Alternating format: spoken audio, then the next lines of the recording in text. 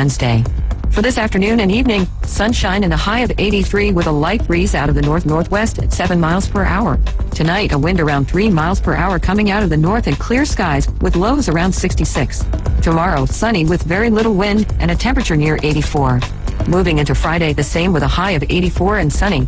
This forecast is brought to you by Ellis Agency Insurance. Thank you for tuning into ESPN Northwest Florida. Rely on it. Are you looking for a place to take a leak?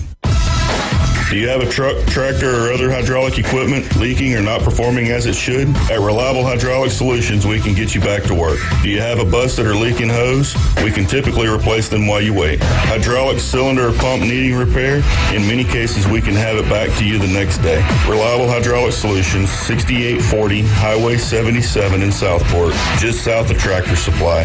The best place in town to take a leak. The cult classic film Ghostbusters is celebrating their 40th anniversary, and Krispy Kreme is joining the celebration by offering 4 inspired donuts, plus a new drink. There's the Ghostbuster Cookies and Cream made with Oreo donut, the Slimer donut, an Ecto Sprinkle donut, a Stay Puft Marshmallow Man donut, and the new Slimer Slimeade drink. So, who you gonna call? Krispy Kreme Donuts, that's who. In front of HCA Hospital, 23rd Street, Panama City, and the Ross Clark Circle in Dothan since 1937, where you get them hot. It's time to pick your path and go big, go bold. You can drive away in a new 2024 Telluride from Bill Bird Kia. The 2024 Telluride protects what matters, and it's built for the long haul. Its technology will connect with confidence, and upscale all-around rugged look will take you onto your next adventure. The road is yours. Bill Bird Kia, the home of that 20-year, 200,000-mile warranty. Stop by and see us at 2435 East 15th Street or anytime at BillBirdKiaPanamaCity.com. 20-year, 200,000-mile warranties and Bill Bird Kia warranty. Sometimes I struggle to get to sleep. My body stopped for the day, but my mind is still running. So I take ZzzQuil. ZzzQuil, the world's #1 sleep aid brand, has a range of non-habit-forming products to fit you and your family's needs. Invest in a great night's sleep for the best you tomorrow. I'm awake and ready to take on anything. Better days start with ZzzQuil nights. Explore our products at ZzzQuil.com. Use as directed. Keep out of reach of children. You guys just didn't want it bad enough. That should have been an easy win. What were you doing out there? You got to hustle. You could have made that play if you'd been open. On the car ride home after the game, when you think you're helping by telling me what I did wrong and what I need to work on, all I hear is that I'm not good enough, that I'm supposed to be perfect, that it's not okay to lose. On the car ride home, all I need to hear is how much you love me and enjoy watching me play. That my worth isn't determined by my performance. That even on my worst day, I am worthy. That you see me learning, growing, and doing my best. And that is enough. This message presented by the FHSAA and the Florida Interscholastic Athletic Administrators Association. WPLQ Port St. Joe, WGSX Lynn, powered by Panama City Toyota. ESPN Northwest Florida. It's the next evolution of sports talk radio. The biggest stories and the biggest reactions. Now. And now we're taking... With the first pick. This is the last ball you got to bat. The Inside Drive. From college to the pros. Interviews with the newsmakers, sports betting, your phone calls, and more. And now, The Inside Drive with Ryan Mulvey. Broadcasting from the Bill Kramer Chevrolet Buick GMC and Kramer Marine Outdoor Studios on ESPN Northwest Florida.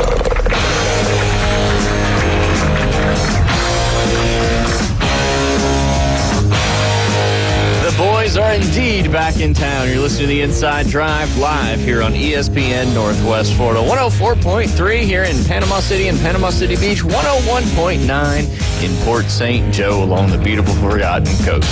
You can watch, like, listen, comment, subscribe, share, follow, whatever else you want to do. That's our social channels, Facebook, YouTube, and Twitch, streaming live every show, every day. You can also follow us on the X machine. That is ESPN Northwest Florida. Jay Henley. I am back. You are are back. I'm back. You were never really gone. Yeah. You're still here with your presence. We feel it every day. Good. There's no doubt about that. But where can you find the free mobile app if you're looking to download it? Google Play or Apple Store. What do you got to search up? 104.3. That's all it takes, ladies and gentlemen.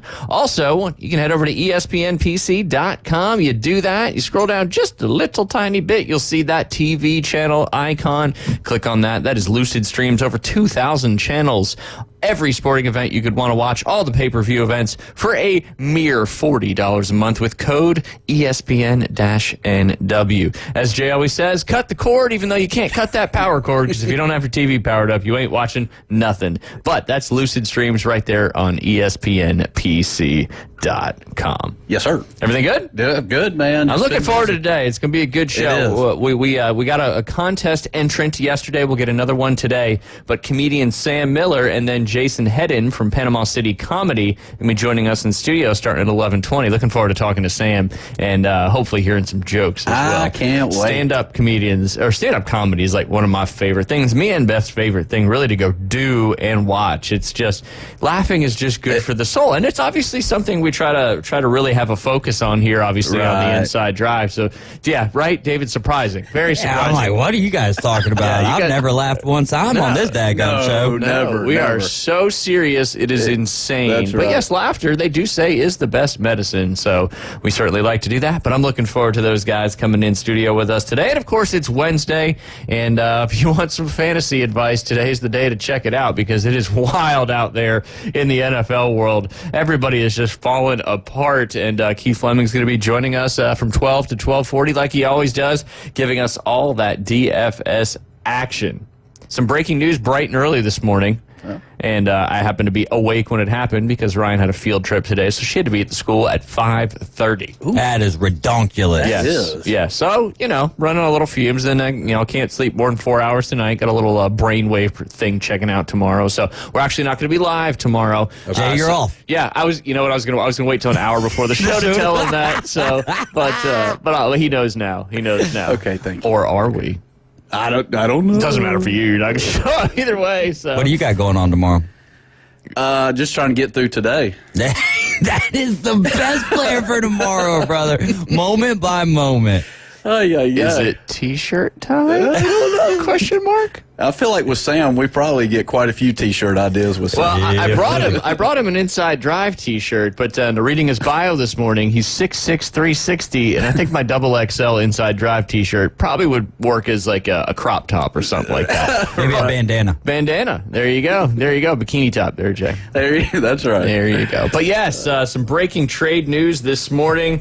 Just when you get upset about the Chiefs being 6-0, here they are adding more firepower to that kind of depleted wide receiver room. But this morning, no surprise, Tennessee Titans traded DeAndre Hopkins to the Kansas City Chiefs. The Kansas City Chiefs will send a 5th-round draft pick, a conditional one that could become a 4th-rounder to the Titans in the deal. Obviously, last week we saw Devontae Adams make a move, Amari Cooper make a move.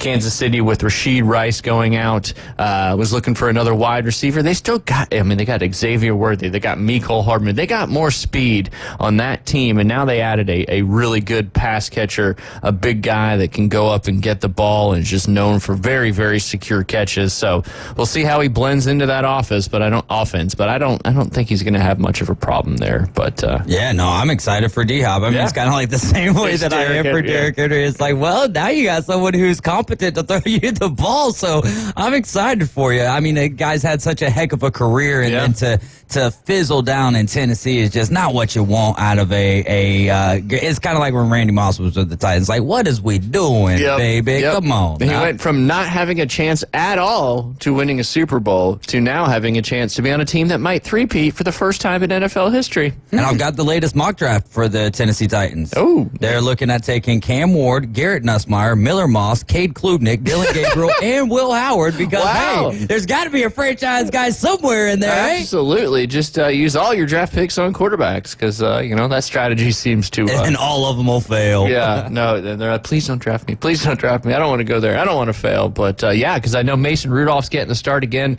this week. Is he? Yeah, I saw that this morning. Oh, what happened to Will Levis is our starter for the entirety of the year. Yeah. All right. He's backed up on Mayo. Wisened up a little bit there, huh? Wisened up indeed. Starting Mason Rudolph trading DeAndre Hopkins. But, hey, it's kind of how it goes sometimes there, Jay Henley.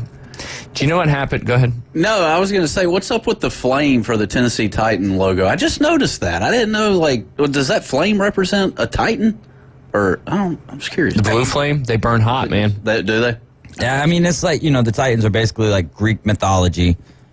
Oh. And then you got the 3 stars, which is for the state of Tennessee. And so I think that, the flame is just to add a little... Yeah.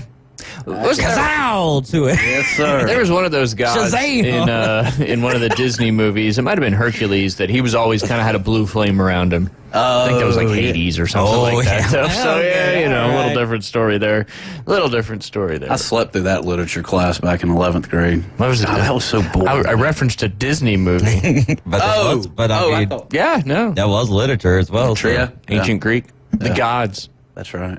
Hey, you never know. You know what also happened last night for the first time ever? What? A father-son duo playing basketball on the same team on the court at the same time. 2 whole minutes, y'all. Yeah. Really? Yeah. They checked in 4 minutes. Nobody had that one. We did have...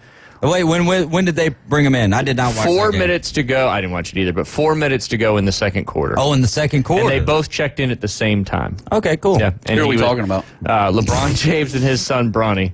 Okay. First time ever. That's cool. I asked Doc A about it yesterday, and he said, I don't really care, but hey, it is history. So it's kind of exciting, I guess. It'll be history when they score in the same quarter. Yeah, I think he was 0 for 3. He did have one little blip on the stat line there, and I saw all these people say, oh, here's LeBron and Bronny's combined stats. Bronny had 1 rebound, and he was 0 for 3. Ooh. So all the other stats minus that 1 rebound were LeBron's. But, I mean, that's expected. It's not like he's not LeBron James. Nor probably will he ever be. No. So you don't expect, but it's still cool to see father and son playing basketball at the same time on the same court. And they checked in at the same time. Ken Griffey Jr. and Ken Griffey Sr. were in attendance for what that matters. Were they really? Yeah, they were. That is pretty cool. Some respect. I think that's cooler than them actually playing in the same game. Yeah, there you go. I could tell by your response. I bet you in the NFL that's never happened. Father son. Yeah, playing at the same time. Yeah. That'd be tough. So you got the Howe. You'd have to have hockey. But Gordie Howe played till he was like 100. Yeah. So. It'd just be tough with the ages. You'd have to have a kid like when you're like our last chance was Tom Brady. That was our last chance. Yeah. Good question, though. It would be. Hey, if they could go from high school to the NFL like you thought, then we'd have a much better opportunity for that. That is for certain. But yeah, 2 basketball games last night. If you listen to Doc A yesterday, he was 3 for 5 on his props, including Jason Tatum just looking absolutely spectacular yesterday.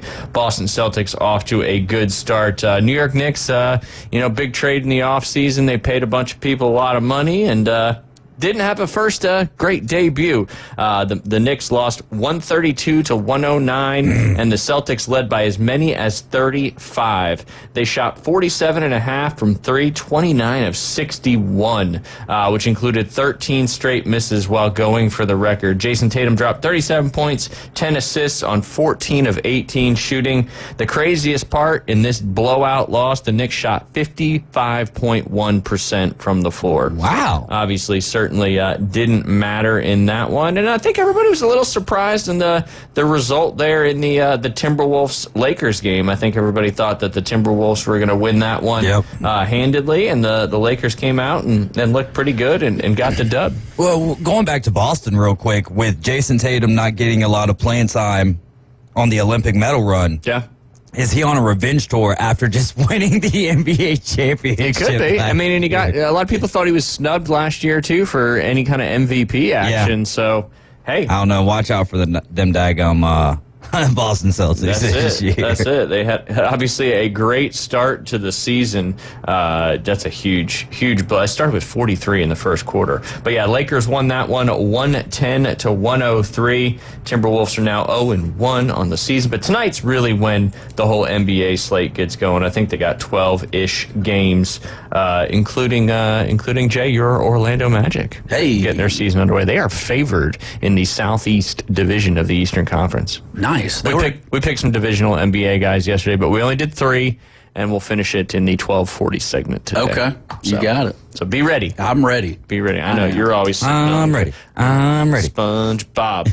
I'm ready. I'm ready. Son, what do you think about Jerry Jones's comments talking about Derrick Henry? He's right. He is. I think he was spot on with his comment. That he does not fit in the Cowboys' offensive scheme? That Derrick Henry, that the Cowboys have more problems than just, if we had a running back, all of our problems would be fixed. That's exactly what he was saying. He was saying Derrick Henry's having a career year, and Derrick Henry's not going to have that same exact career year without the perfect concoction of what it is that the Baltimore Ravens have. So I think for as much flack as Jerry Jones gets for running his yap sometimes, this time he was spot on. And, while you guys are giving your thoughts, I'll see if I can pull up that audio. Yeah, there you go. I didn't see that part because I just saw the clip basically where it said he wouldn't fit in our offense and our salary cap. Well, Derrick Henry went to the Ravens. Correct, and he's having a monster year. Monster year. He ran for 169 the other night on 13 carries in the game against the Bucs. Huh. Now, why is Jerry? Because a lot of people thought that Derrick Henry would go to the Cowboys in the offseason. Derrick Henry lives in Dallas. He trains in that area. Dallas really desperately needed a running back. They still do. Jerry Jones has been kind of in the media a lot, catching a lot of flack for a lot of the things he's saying. But yeah, one of those being that Derrick Henry wouldn't be doing what he's doing in Baltimore in Dallas. Right. And that's certainly fair to say. Yeah. But you don't know until you know. Right. That's right. Till it happens. Yeah. I think David's about to cue up this clip for us. He was on fire yesterday with the clips. Was he? Yeah. In my mind, we're not playing very good football right now at all. And it's beyond whether or not we have Derrick Henry or not. Derrick Henry is having a career year. I don't know if he'd be having that career year in our situation. And that's really something you really do have to look at. Because if he had not had as many carries as our running backs have had, then he certainly probably wouldn't have attained the level of impact he's having. And then he's a real good complement to the type of offense they run. We don't run that type of offense at all. Our situation is more about, frankly, it's more about holding your blocks. It's more about not making mistakes. It's more about, in my mind, the receivers running through a tough man-to-man coverage and running on through it. And, if you will, get away from that. The types of things that we all think we should be looking at is, well, we're designing bad plays or we're designing bad concepts. The facts are that there's some of that, but there's also some of execution. There's some of the talent. I like our talent. I really do like our talent. You get the gist, yeah, right? Yeah, absolutely. And I did hear a little bit there with Jerry Jones kind of throwing some shade at Mike McCarthy, talking about we need to hold our blocks better. We need to, scheme our plays better. So who knows? Who knows? You need to let that man coach the game, Jerry Jones. How about that? No doubt. You pose my team, son. Oh, man. Varsity Blues, bring it alive. You got to, right? Once a week at least. Right. Sometimes it's multiple times in a day, which we appreciate that a lot. And sometimes we go 3 weeks without seeing you. I know. Where'd our Varsity Blues go, Dad? Where's Bud? Where's Coach Bud? I don't know where he is. That's right. I still think, you only had three kids show up for your announcement, but I still think you had a big opportunity. It's a good thing you didn't say that, given how much Mosley beat Arnold in that football game. Yeah. Because remember, you said you were going to do the Bud Kilmer speech. I did, yeah. But, hey, going back to yesterday afternoon, Arnold Marlins did take down the Mosley Dolphins yesterday afternoon. In a match that didn't count. In a match that didn't count. Dang! I mean, right? Technically, it was you guys were just trying to get a little. It was almost like an exhibition. It match. was. It was. You know, But it's middle of the season. Pride's on the line. Yeah, it's like winning a preseason game in football. Great job. I think that it means a little bit more to golfers than, and being that the season's already started, I think that pride's on the line because you are playing someone. You're playing your rivals, if you will. There's a lot of hair on the line too if Mosley or if Arnold does not win on Monday over Mosley in the districts. Yeah. Because the football game has already happened. That's one of the boxes. I still don't know if I can actually make him go through. We can. with something like We that. can. It's just one good. eyebrow. He hasn't lived up to any of the bets I he's know. put up first. I don't make people pay their bets back. That's all what right, Hard Rock's for. You're the enabler then. You're the team enabler. knows. Essentially. He's going to keep just putting these wild bets out He here. can buy me a hat. How about that? Then we're all good. fair. That's fair.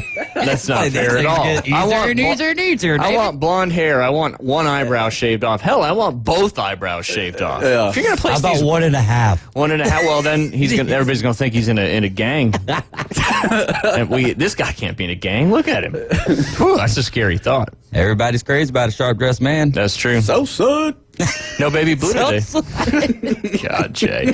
Oh, That's man. a grew, like a gray blue. Grew. Yeah. Ooh. It grows on you. Or a blay. A blay? Yeah. Yeah, like blue and gray. Yeah, the opposite of that. Whenever he says combine two words, I always say the opposite of what the two words would be. It just There you seems go. like the right thing to do. It still leads you in the same direction. Yeah, no doubt.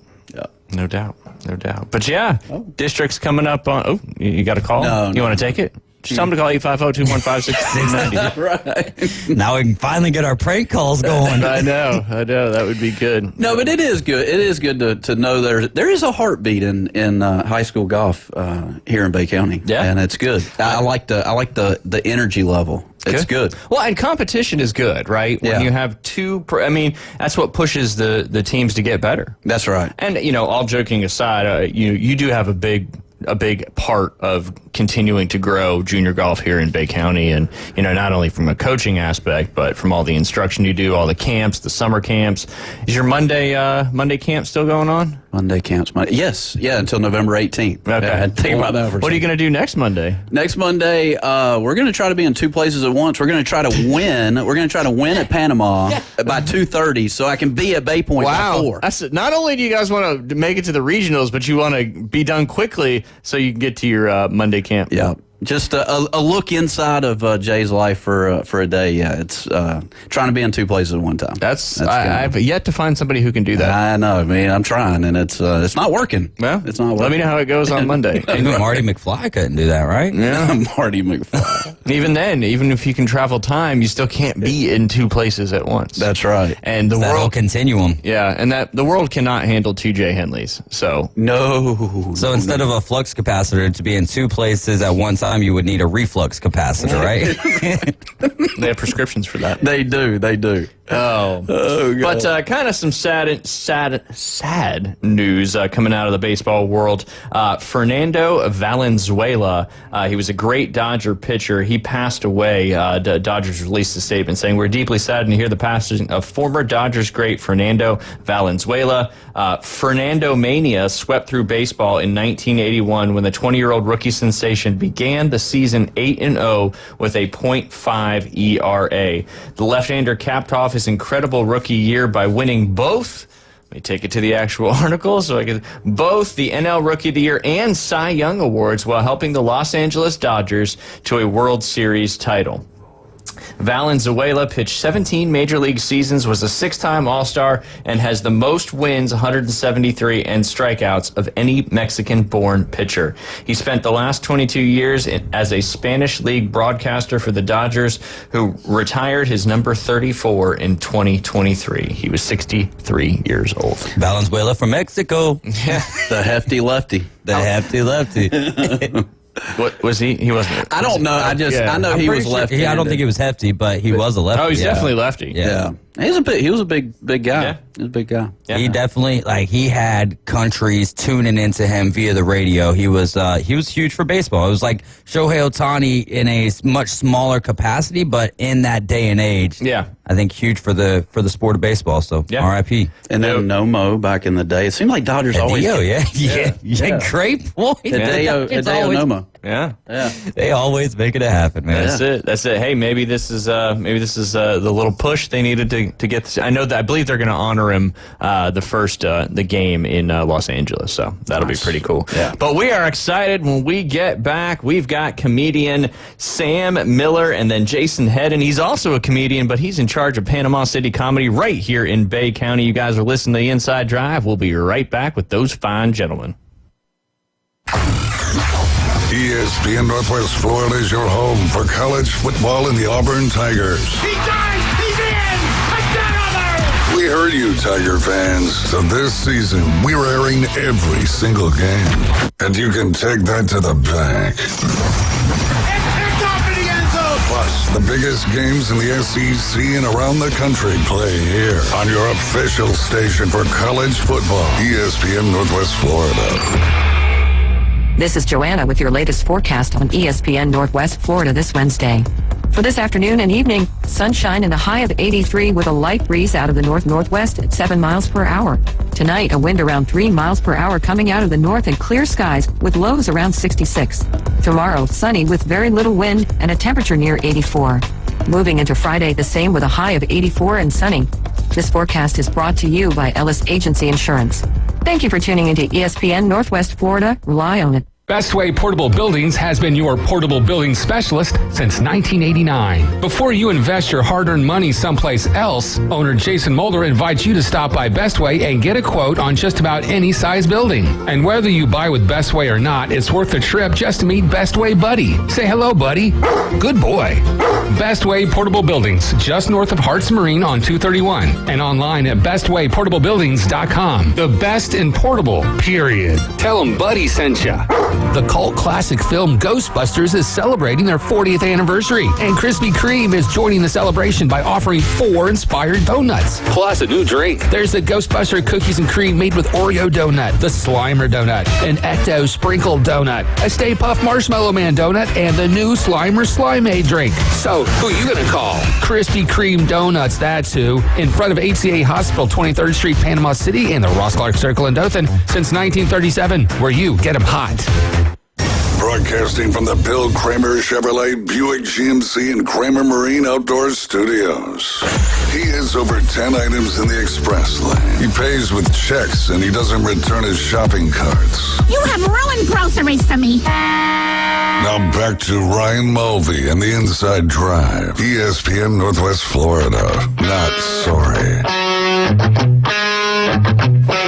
And welcome back. You're listening to The Inside Drive live here on ESPN Northwest Florida. Jay, we have a lot of fun here on The Inside Drive, but here we are with two funny gentlemen bringing The Inside Drive up to a whole nother level when it comes to, I think who it was, Ryan Warren, that put it so beautifully. We are a sports talk show that focuses on lifestyle and entertainment as well. Yes, so sir. Here we are. We got Jason Hedden with Panama City Comedy. Jason, thanks for bringing Sam in, and thanks for coming in as well. Yeah, my pleasure. Excited to be here. Yes, absolutely. And you've done an absolutely incredible job with Panama City Comedy and how you've grown it really in what feels like a very short period of time. But we're very lucky here in, Panama City Beach, small towns, no doubt about it. We have, a lot of tourists that come in. It's one of the biggest, one of the biggest small towns I've ever been a part of. And for us to have some of these guys like Sam coming in right to our backyard, hopefully everybody understands in Bay County how much of an opportunity that is for us. No, I appreciate you saying that. We are punching above our weight class for sure. And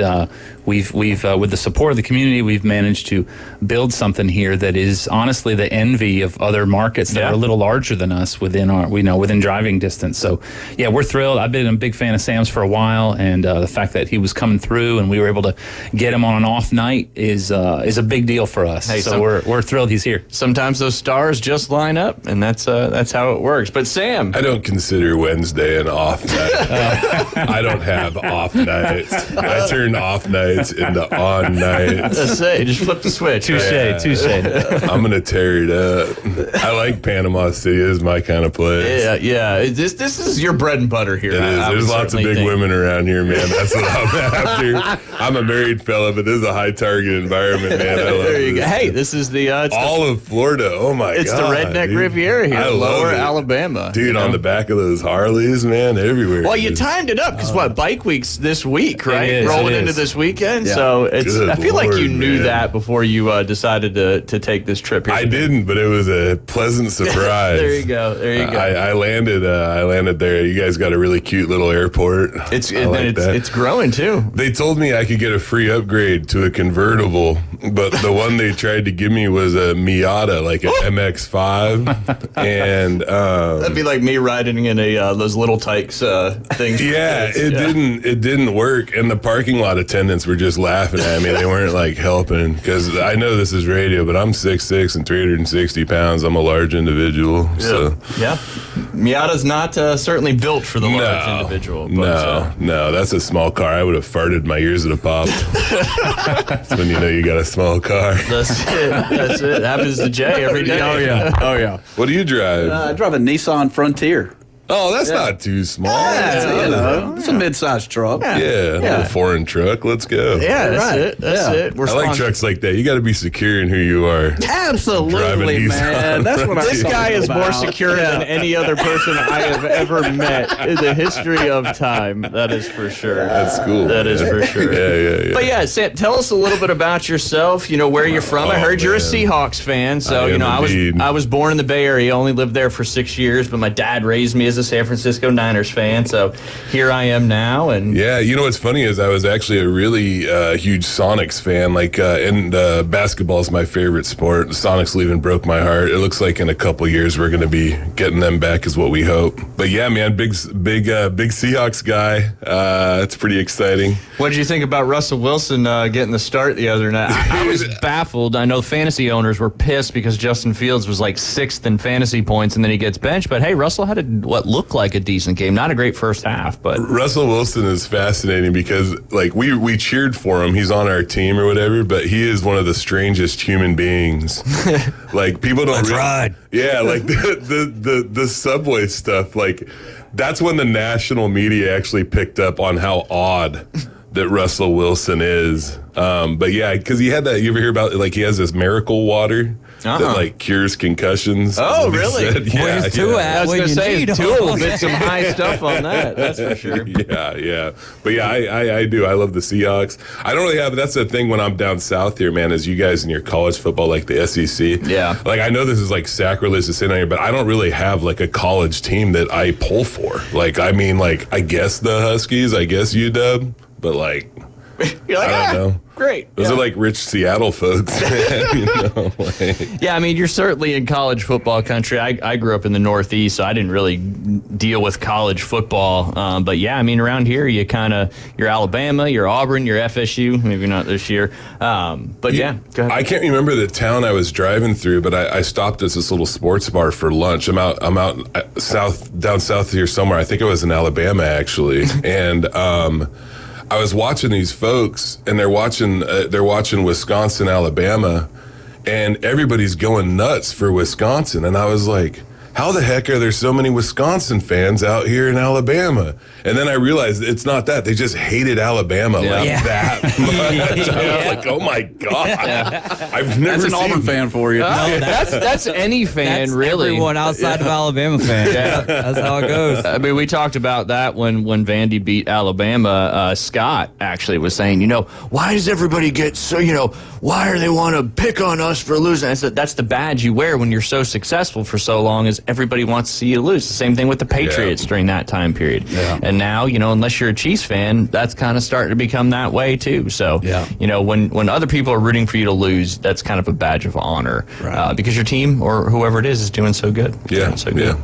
But yeah, Sam, obviously Seattle out there on the West Coast. How did you kind of get started in comedy? So I'm pretty open about it. I'm in recovery. I've been clean and sober for 16 years. Congratulations. Thank you. I did it for my community. I was having a good time. Everybody else was concerned. No, I'm just kidding. It was really bad. So from recovery, I kind of started to gain some self-confidence, and then people in my life told me they were like, "Hey, you should do stand-up," and I was like, "Oh, I'm a dishwasher. I got a good thing going here," And then, man, one day I came in and I just walked down the street and I saw an open mic, and the first time I got on stage, it just clicked, and that was June of 2014. Man, so It's been 10 years now. It's been my full-time job for 3 years. I've seen a lot of stuff, man. It's been because people don't realize, I know that I'm a newer on the national scene, but I've been doing this for a while now, and not just 3 or 4 shows a week for 10 years. I've seen some things, seen some wild stuff. I bet. And that's what it takes, right? A lot of people, even with athletes and stuff like that, people see what the end game is, that end result, but they don't see what it takes to get to even that spotlight, like you were saying. You gotta grind through all that stuff to get your shot. And, I'm actually super, I love other stand-up comedians, but I'm actually a lot of the folks that inspire me are athletes, especially folks that came from hard times and stuff like that. For sure. I've having a lot of fun watching Ant-Man right now. Yeah. And hearing about, his mom passed away and his grandma passed away when he was a kid. And, and also honestly, just a little bit of that swagger, to be able to go on stage and, I don't really get that nervous before I go on stage. I get nervous about business stuff and things like that, but just to have that outlook. Well, you can't really be nervous when you get on stage in comedy, right? No. Yeah, you kind of have to be full on and all that. Especially, and the other thing too is that thing, because I have there's a lot of jokes that I really like, and I know that sometimes the audience might not like that particular joke that much, but if I tell a joke and it doesn't hit, I don't even care. I just do the next one. I'll laugh about it too. Yeah, that's right. Yeah, I got this really dumb joke about how dolphins look like torpedoes. The Navy actually designed torpedoes because they look like dolphins, and I do this joke, and I'm like, I wonder if a dolphin ever tried to make love to a torpedo. Talk about a bad date. I was like, where are you going, baby? Why are you in such a hurry? Why are you headed towards that English merchant ship? And I'm amazed that you guys are laughing because I tell that joke to crowds, and usually they're just like, "What?" Well, we got NSA around here, so it's topical. Okay. And we're pretty easy to make laugh. Yeah. We're an easy crowd. And we are the home of the Mosley Dolphins. David Hayes calls the play-by-play for the Dolphins. Yeah, so let's go. We talk about Dolphins quite often. And Moldog has the best calling voice for a dog. You can't put that kind of pressure on me. You got to do it now, brother. All right. Yeah, you got to give me a call. You got to give me a touchdown call. All right, and Locavian Jackson around the outside, and the referee puts his hands up for signaling a touchdown. Touchdown, Dolphins. There's your recording. You can take it to the stadium. Straight up. Yeah. That's the most radio moment I think I've heard in a very long time. I'm all for it. Yeah, absolutely. There we go. Absolutely. Hey, I do have a question about your first time when you hit the open mic. Did you have material prepared, or did you just go up there and wing it? There was a story that I told, and it's a story about something I did when I was drinking, and I think it's appropriate enough to tell here. I was drunk one night at my mom's house, and I was making a cup of noodle. Yeah. And I was wearing boxers, and I got a fork out of the silverware drawer, and as tall as I am, and just the way things worked out, I wound up shutting the drawer on my. Actually, I shut. Long John I don't Silver. even know how to say it on there. How would you say it on there? Long John Silver. You got a lot of different ways to say it. Okay, so I'd probably say Johnson or something like that. But I think our listeners got the picture. Probably. Yeah. And I shut it. And Your own weird. personal knife. Yeah. I shut it. I shut it on my stuff. Yeah. And what's weird is I didn't shut it hard, but it doesn't matter. No. And it hurt so bad. Going. This is a true story. It hurt so bad, I passed out. I went down to my knees and rolled over on my side, and then I went and took a shower because I was like, "This will help." When in doubt, take a shower. Yeah, and then when I got out, my noodles were all soggy, and I was just like, "I'm going to bed." It wasn't even weird because it didn't even it was like I got electrocuted. Like it was crazy. It didn't even hurt my, Yeah. But it hurt like my Your soul. Yeah. You know what the score is. So I told that story. And even then, I got some laughs because I'm one of them cats, like I've been homeless, I've been incarcerated, I've been through all that.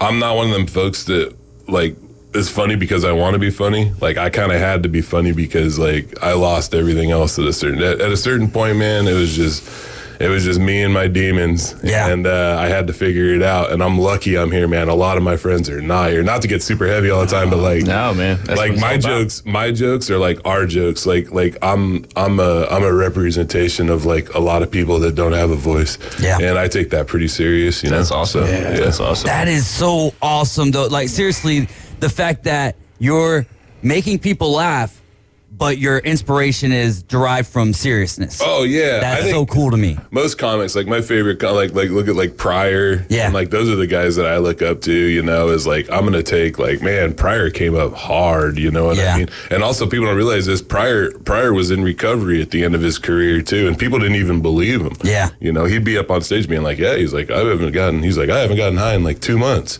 And people were like, "That's BS, Richard. You're lying." You can hear the crowd yelling. He's like, "No, I'm I'm for serious." Yeah. And it's so I don't know. It's wonderful. And I like to say this too. Is anybody who comes out to my show too.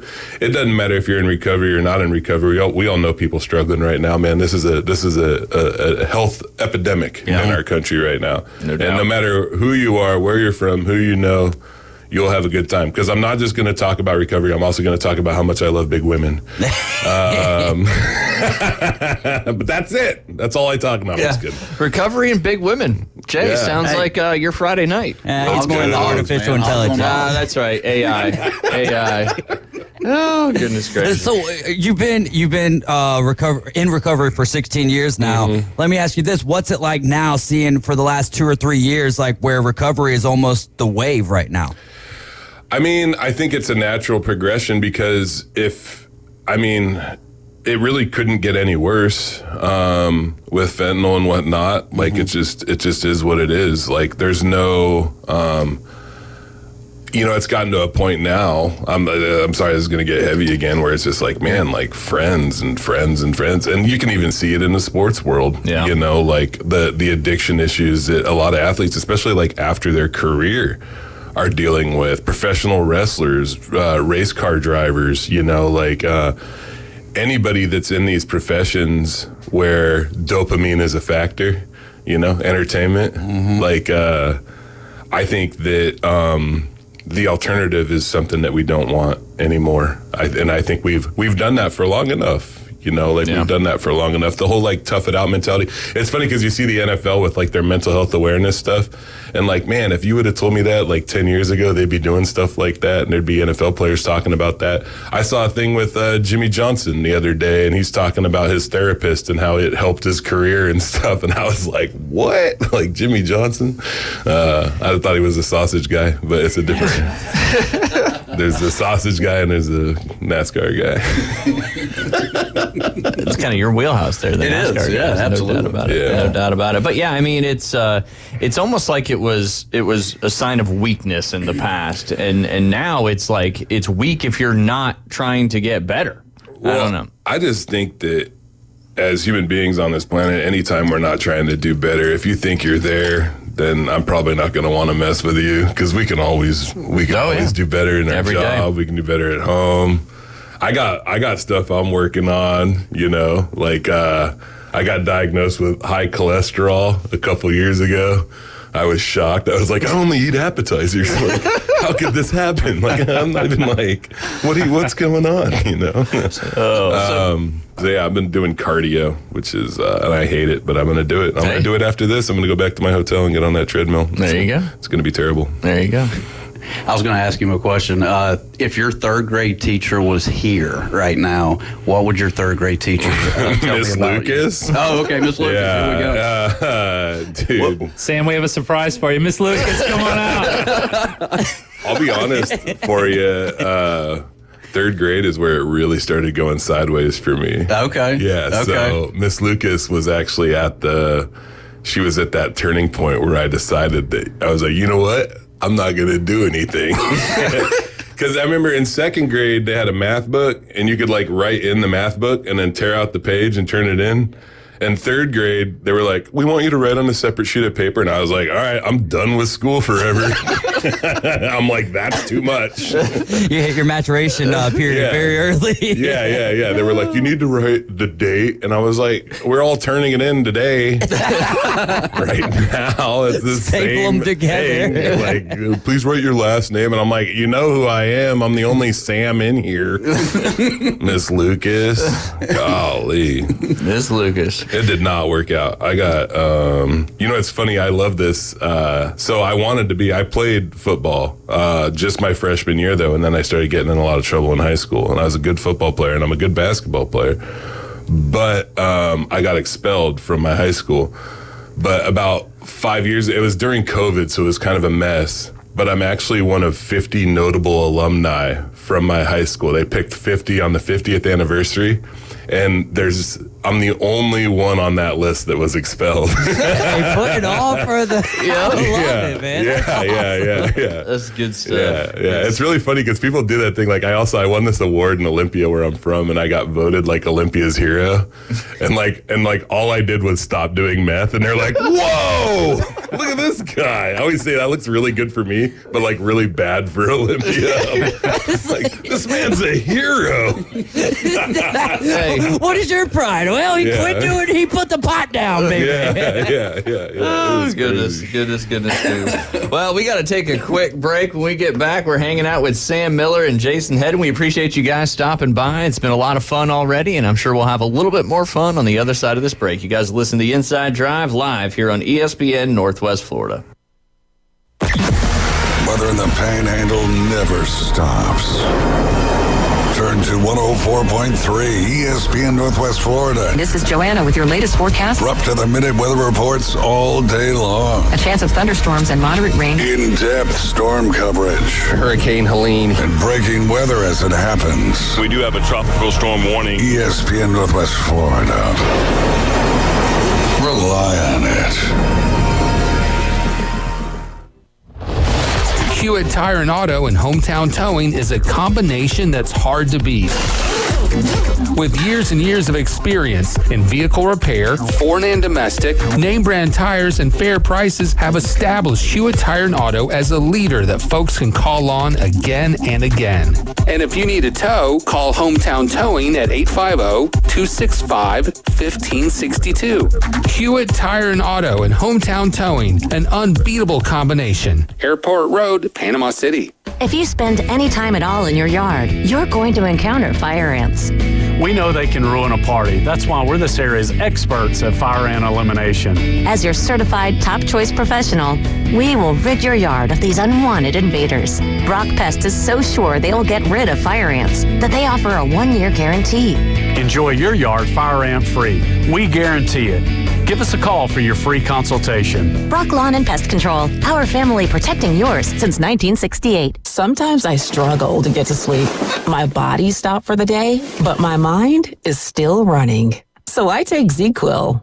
ZzzQuil, the world's #1 sleep aid brand, has a range of non-habit forming products to fit you and your family's needs. Invest in a great night's sleep for the best you tomorrow. I'm awake and ready to take on anything. Better days start with ZzzQuil nights. Explore our products at ZzzQuil.com. Use as directed. Keep out of reach of children. You hear it first. Sports talk right now. Back to the Inside Drive with Ryan Mulvey. It all seems a bit overwhelming at first. Broadcasting from the Bill Kramer Chevrolet, Buick, GMC, and Kramer Marine Outdoor Studios. Something makes me think you'll get used to it. On ESPN Northwest Florida.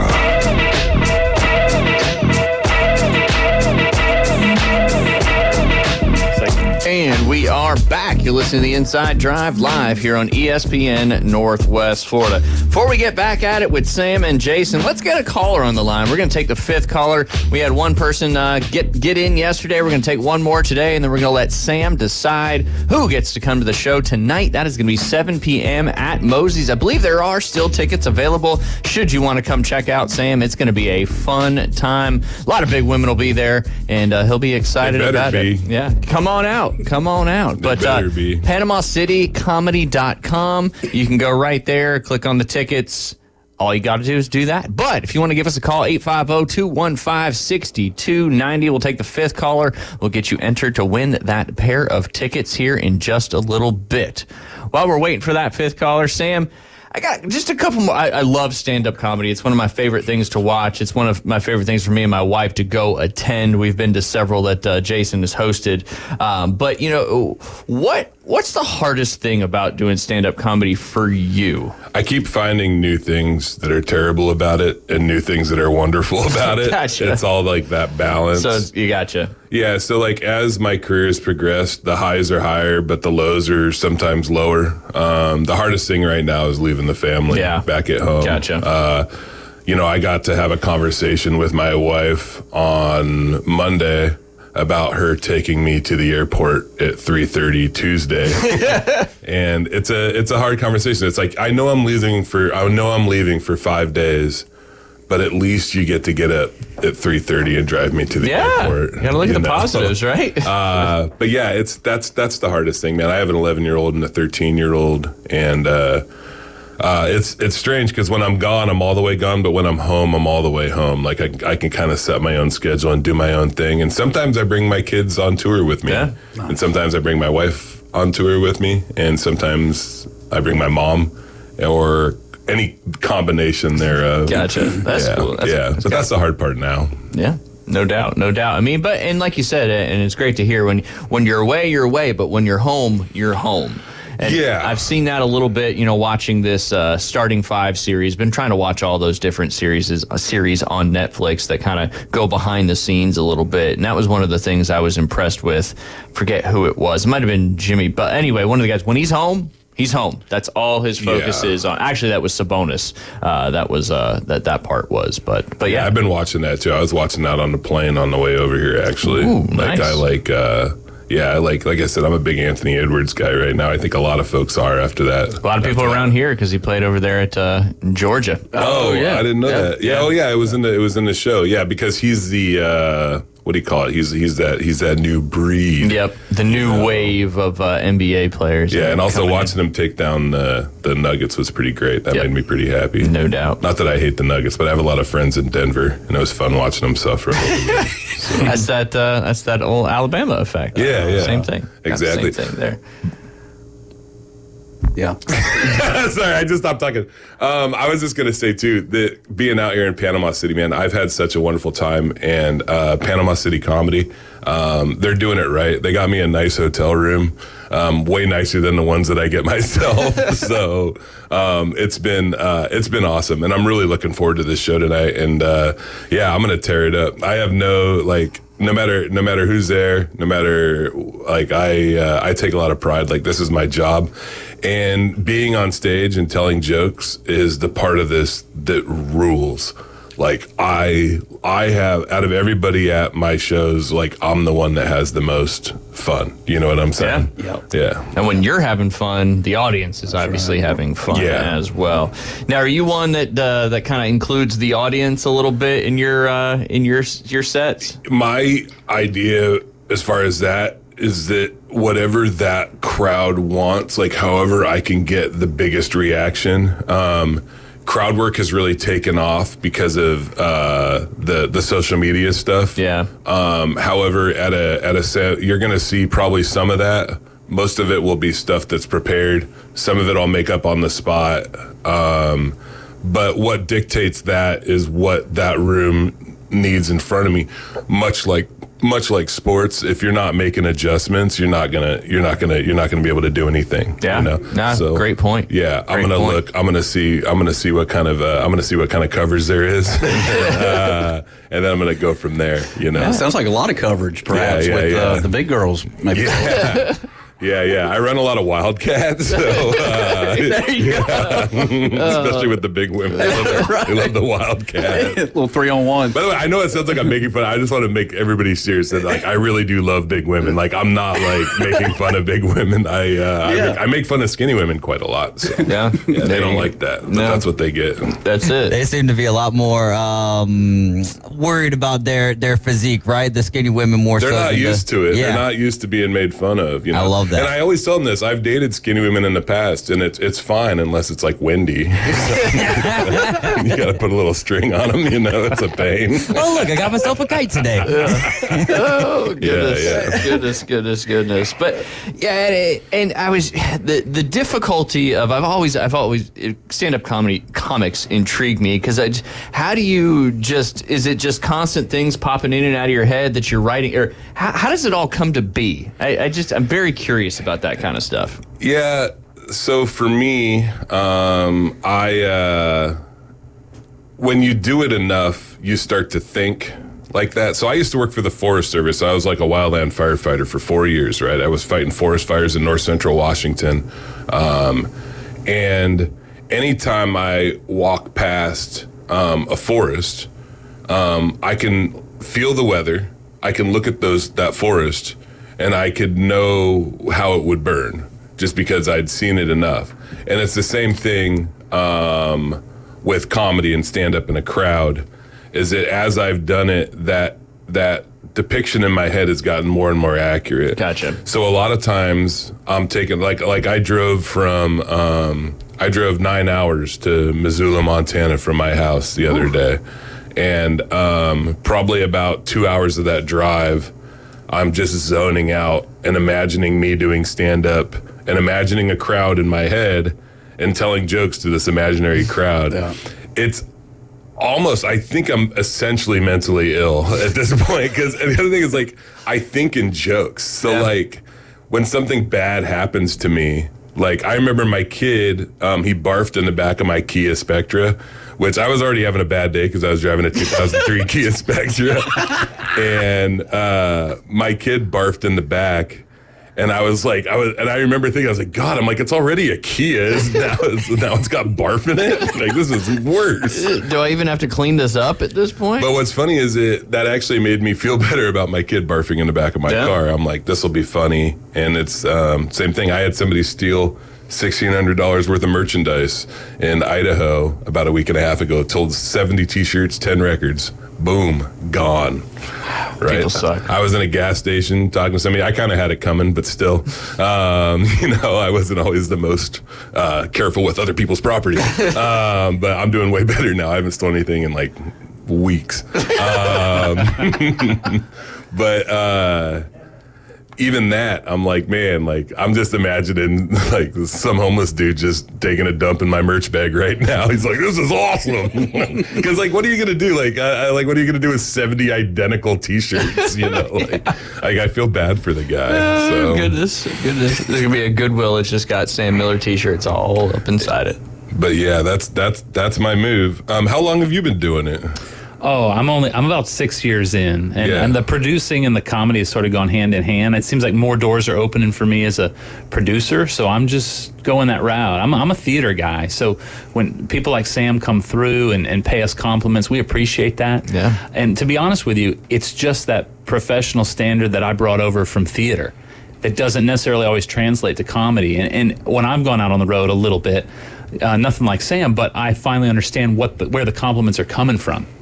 Because the reality is, you go out on the road sometimes and the communication is lacking. You don't know what's going on. So that's my favorite compliment, when people who do it every week for a decade come in and say, hey, you guys are doing it right. That's the best. So we're stoked. We hope people, October's tough. Everyone's kid's got a fall festival every day this week. There's a lot going on. I'm the dummy that decided to do 10 shows in October, which is ridiculous. But If y'all are free tonight, come out. I promise you won't be disappointed. If you've never been to Mosey's, it's the back room back there. Delicious pizza. Sam's as good as they get, and it's going to be a great show. We're super excited. We have normally we have an open mic on Wednesdays. We canceled that because all the comics want to come see Sam tonight. Man, that's awesome. So it's going to be one of those shows. So 7 o'clock, get your tickets online at PanamaCityComedy.com, or just come to the door and we'll get you in. It's going to be a great time. Pizza slices the size of your face. Yep. And awesome comedy with Sam Miller. So I have a new finale too. Where I get 100 knives and I just throw them in the air into the crowd. It's a knife giveaway. I'm looking for a front row seat, baby. Yeah. No, I get them all the way to the back. I throw them really hard. I'm a back row Baptist tonight. If you're gonna throw a knife, throw it hard. That's what my dad taught me. Life lesson, right there. Great life lesson. Strong man. Goodness. Have you ever had that one person like stand up and was like, "That's not funny. Meet me outside after the show"? Yeah, I mean he's 6'6", dude. 360. Yeah, I have not yet had somebody try to fight me after a show. Good. And another thing too is that I'm one of those comics. I think if you can say something on stage and you can get away with it and the crowd likes it, like go for it. Like I don't tell other comics what to do on stage. Like that's their deal. But also like I don't talk about people that have stuff that I don't understand. Like I honestly people don't come to comedy shows to learn and hear what I think about politics and stuff. I'm just going to try to make people laugh as hard as that's what I want. I've done shows before and I've had strangers leaning into each other's laps. I've had people falling out of chairs. I've gotten to a point now where occasionally I hit this level where like I kind of like you get like 4 or 5 like really good punchlines going and you just build and build and build. And I've actually had it more than a few times where I was like, I need to chill out a little bit. Like I actually have to slow down, which is a wild feeling. That's awesome. When like all I'm doing is build, because the social media stuff is picked up now for me and it's wonderful. But like I've been working so hard for so long to develop as a comedian, and it's so fun to like, I love watching people figure it out.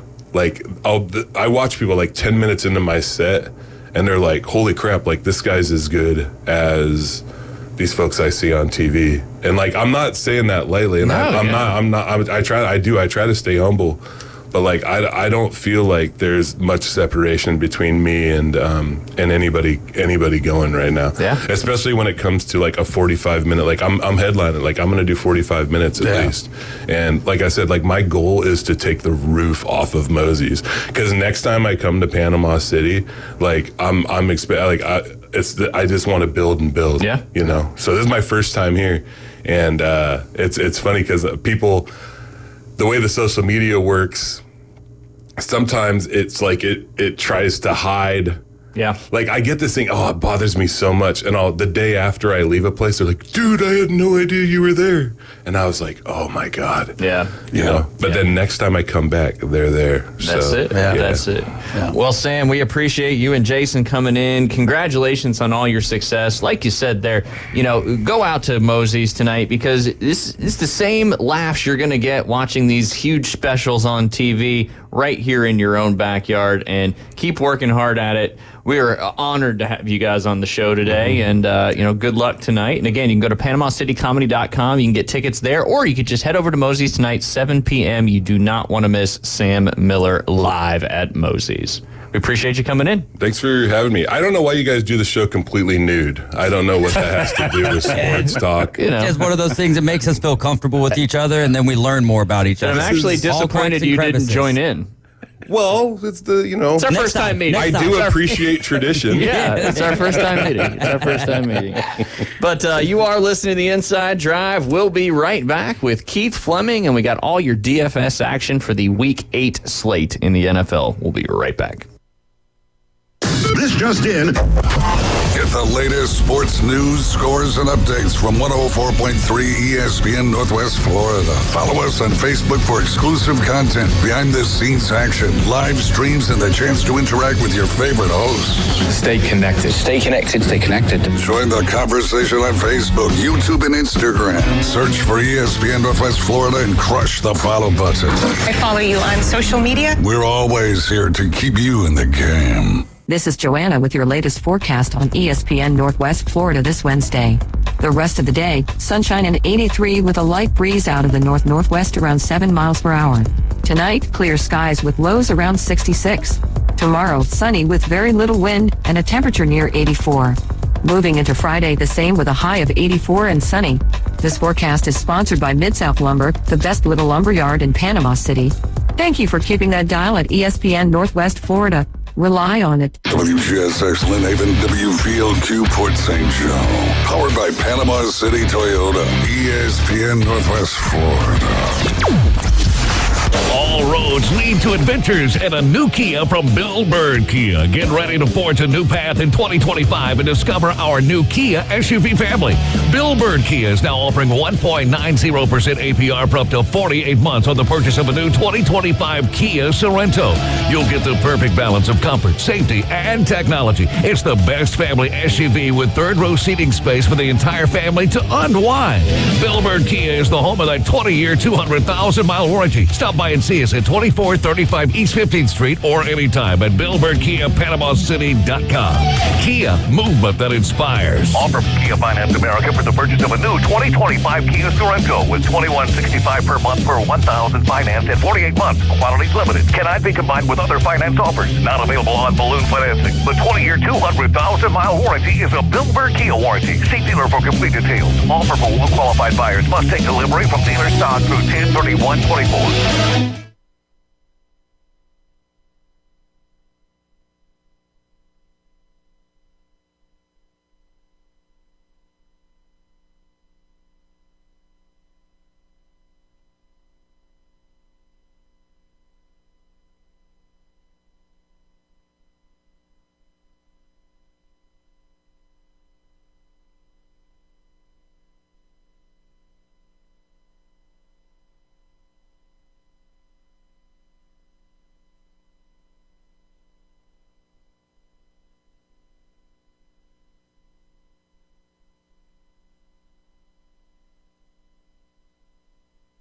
I knew what button. Hey, and we're back. You listen to the Inside Drive live here on ESPN Northwest Florida.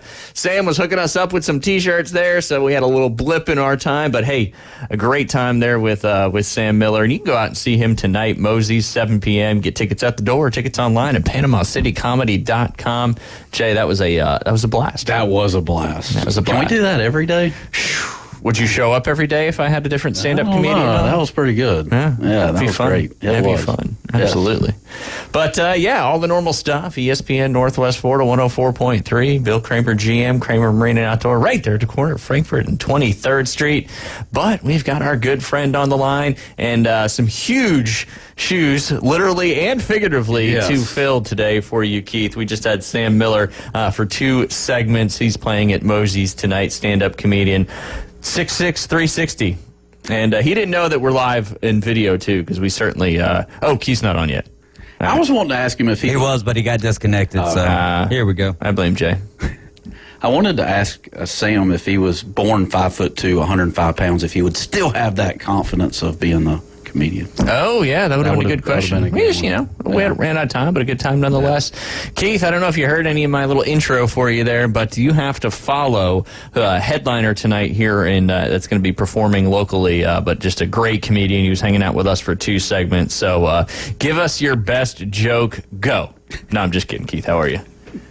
I am definitely not the person to be telling jokes. I'm doing pretty good. How are you guys doing? That catches me by surprise for some reason, Keith. Shocking, as they would say. But yeah, no, we're doing good. We're doing good. Had a good opportunity to hang out with Sam Miller this morning thus far. So, hey, we're all in a good mood. We've been laughing, and we even got some cool T-shirts from our guy, Sam. But, hey, here we are going into, week 8 now of the NFL season, and it seems like survival of the fittest, not only in your fantasy leagues, but, man, injuries injuries each week just keep adding up and up and up. I mean, Tampa Bay Buccaneers losing both of their top 2 receivers in one game. Ooh. And, people are trying to find ways to find players that can help them out, not only in your weekly fantasy, but certainly in your daily fantasy as well. Yeah, it's been gross, man. It really has. I've been, covering fantasy football from, like a writing content based for 5 years now. And obviously I've been playing fantasy football for, I don't want to tell my age, but for a long time. I don't ever remember a season like this where it's just been just crazy. I mean, on top of the injuries, just not what we, kind of projected or predicted this summer. And that's kind of what I wanted to start today, is just going through how nuts this season has been. I mean, let's start here. So if you look at guys who have played at least 3 games, the wide receivers leaders in points per game in PPR leagues, A.J. Brown, he's missed 3 games. Nico Collins, 2 games and counting. Malik Neighbors, missed 2 games. Cooper Kupp, missed 4 games. Chris Godwin, done for the season. That's the top 5. 10th is Rashee Rice. We know he's done for the season. So it's just, like, I don't even know what to say anymore other than just you have to pay attention to the waiver wire. Obviously, there's a lot of good guys out there right now. I think your guy, Jauan Jennings, is a potential league winner. I know a lot of people are infatuated with the different Tampa wide receivers, and rightfully so. I'll mention one of them in my DFS plays for this week, but I just think we've seen what Jauan Jennings has been in this offense for San Francisco, and we kind of know he was already filling the void for Brandon Ayuk early in the season as he was getting into, health. And now with him being out, I just think he's a very, safe pickup. But, again, just to get into just how crazy this is. All right, let's start with the QBs. Top 5 in passing yards. Who had this on their bingo card? Geno Smith leading the NFL in passing yards. That one's not insane with the change of their offense. If you remember, I did talk about I really liked Seattle's offense, bringing in the coordinator from Washington University who had so much success with Penix and those guys. Baker Mayfield is 2nd. Your boy Brock Purdy is 3rd. Kind of shocking, Josh Allen is 4th. I didn't see that on my bingo card. And then Sam Darnold.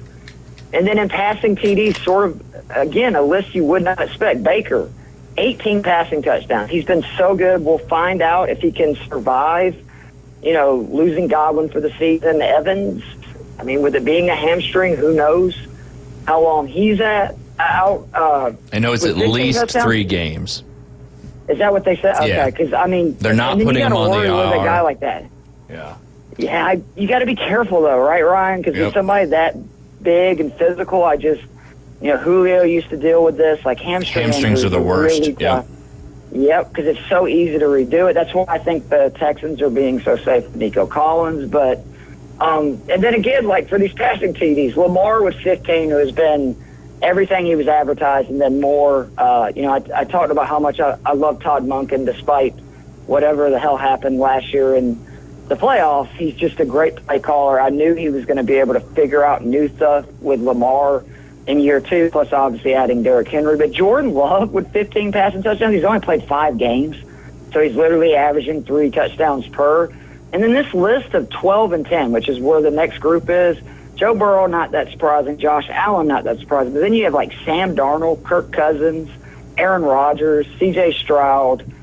And the biggest thing for QBs that I've taken away from this season, and it's something I've been kind of moving towards anyway, is they have to have the rushing upside to me to bring value week to week. And I say that because Lamar is first and obviously points per game.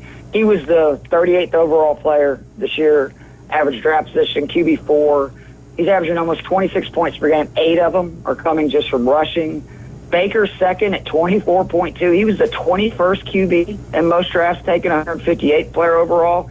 He's actually surprisingly got almost 4 points per game on the ground. Jordan Love is the one exception in the top 5.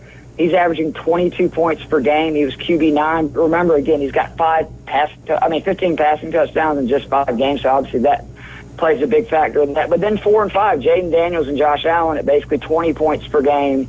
Daniels was averaging 7.6 points in rushing. Allen over 5 points. So you kind of have to have that rushing upside. And just to further my point, we did the waiver wire show on Fantasy and Friends last night, and we were talking about 2 guys that are still available in a lot of leagues, which is Bo Nix and Drake May, who have proved that they have a real rushing upside, both of them averaging right now about 40 yards per game. That's 4 free points. And I said that I would rather have them over Patrick Mahomes week in and week out, which I know if you're just a football fan, you're going, man, what is this dude smoking? But do you guys know the last time Patrick Mahomes scored 20-plus points? Sometime last year. That's my guess. Week 12. There's 18 weeks, so we're going now on 13 weeks without Patrick Mahomes scoring 20-plus points. Now, again, you could say, Rashee Rice has been out for a couple of weeks, and, Pacheco has been out most year. You can say whatever you want. Bottom line is he had some games early in the season versus defenses have been torched, Baltimore, Atlanta, with a lot of those guys there. And I think the Chiefs are not obviously trying to win games that way. It almost feels like they're going back to the first Patriots, dynasty in the early 2000s where it was defense, run the ball, and then Brady can make plays when we need to. And that feels like that's what Mahomes is doing as well. I also want to say Deshaun Watson, is now out for the season. A big reason for that, he's been sacked 33 times this season. No other QB has been sacked more than 21 times. I don't know if that's just Deshaun Watson or if that's more the Cleveland Browns offensive line. I know a lot of people are enamored with Jameis, who's starting this week, or, you got DTR will probably be their QB again once he gets healthy, but you just need to keep that in mind. The running backs, kind of the same deal. We're going through this again. Derrick Henry, the best pick, I think, in fantasy this year, leads all running backs in yards, rush attempts, tied with Kyron Williams for touchdowns, 20-plus rushes, first downs. He was RB9. He has 200 more rushing yards than Jordan Mason and Saquon Barkley, who are second and third. Mason, who is the 54th running back off the board, Barkley the 4th. And then he has 300 yards more than the group from 4 to 6. And again, these are guys you could have got relatively late. Josh Jacobs, running back 12. Chuba Hubbard, running back 42. James Conner, running back 18. And then again, just to show you how nuts it is, Lamar is 11th in rushing yards right now in the NFL. Like, how unstoppable is that guy? Jaden Daniels is 21st. And I am somebody who always talks about, running back, 0 RB, and I still believe that. This list right there kind of proves it, right? That, 4 of those 6 guys you could have got, it's the 12th running back or further. But of the top 25 points per game scorers in PPR leagues with at least 3 games played this season, 12 QBs, that's no surprise, they score the most points. 8 running backs, only 5 wide receivers. I'm not sure if that's more just all the injuries to wide receivers, or if this is just, we've seen this with defenses, right? They're playing a lot of that kind of cover 2. They'll give up a ton of receptions underneath. They just don't want to give up big plays. And if you don't have a QB that's very patient and very accurate, it's been tougher to move the ball through the air. And then real quickly, just to wide receivers as well, it's the same thing. There's only 7 players with 60-plus targets this season. And I know, again, there's been injury, so that plays a big part. But Garrett Wilson is first with 76. That's no surprise. But then the rest of this list would have shocked people. Wan'Dale Robinson is second in the NFL with targets, 67. He was wide receiver 77 off the board in fantasy drafts across all platforms. Chris Godwin and Drake London with 62. That's wide receiver 34 and wide receiver 11. DK Metcalf with 61. He was wide receiver 19. And then 2 rookies, Brock Bowers and Malik Neighbors, with 60 targets. And you could have had Neighbors as the 24th wide receiver and Bowers as the 11th tight end. So it just kind of proves that you sort of have to be lucky this year. And I hate to say it that way. And obviously, as somebody who considers himself an analyst, that's, I guess, sort of hedging. But it's been such a wild year to where, like, Allen Lazard the 99th receiver off the board, there is only 2 guys, Mike Evans and Jamar Chase, who have more receiving touchdowns than him this year. Same for George Kittle, your boy tight end from the San Francisco 49er. It's just been a wild year. There's only 2 guys averaging 100 yards per game in the receiving game, A.J. Brown and Nico Collins. And then again, just to kind of show how wild it's been, Alec Pierce, who is still somebody who's, not owned in a lot of leagues. He's had obviously some good games and then some non-games. It's because he has 15 receptions this season. 5 have gone for 40-plus yards. So 1 out of every 3 of his receptions is basically a bomb. And, how can you predict or try to figure out week to week what's going to happen when you have stuff like this going on?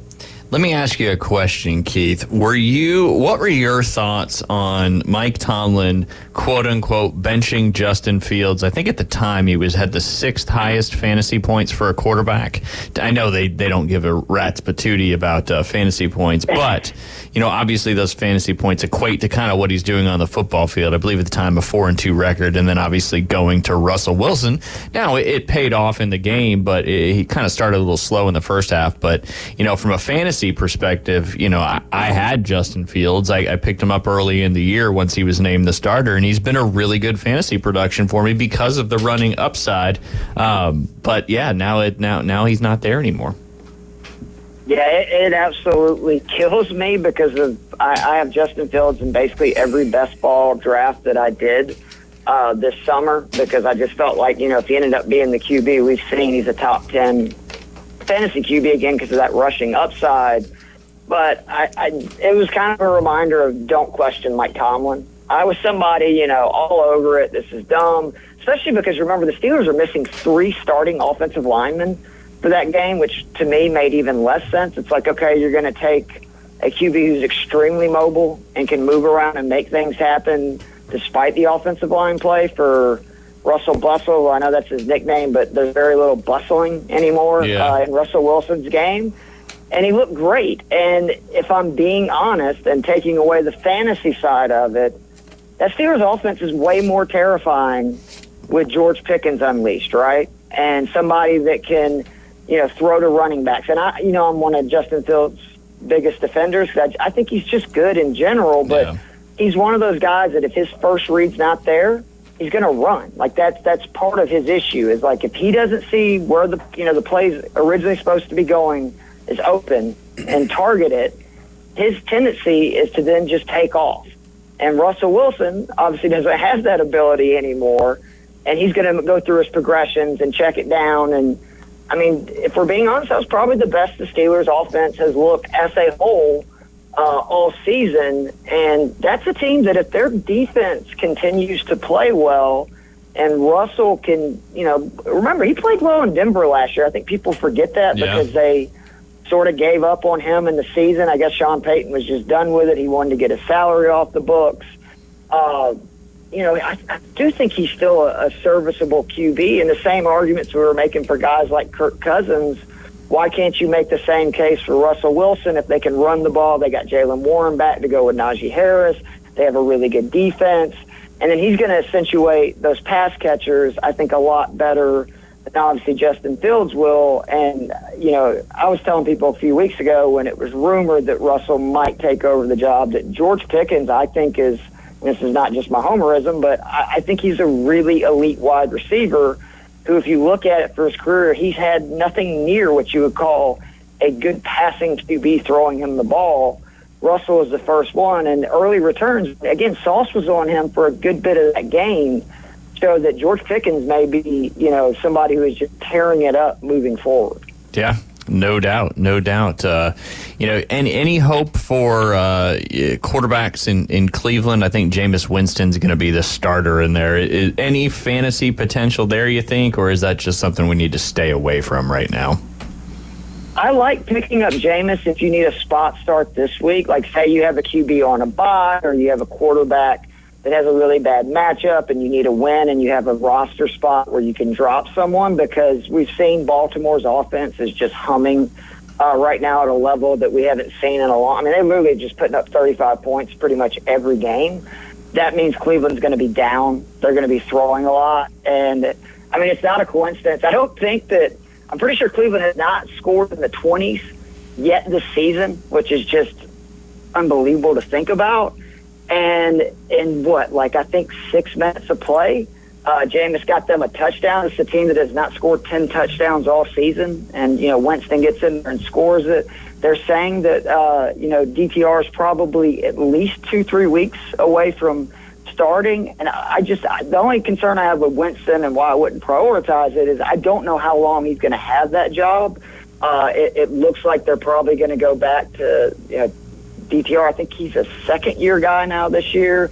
Maybe they want to see and give him a look. And also, it may just be playing, for draft position, because I do believe they have their first rounder next year, right, for the first time in a couple of years. Yep, it's finally coming back. That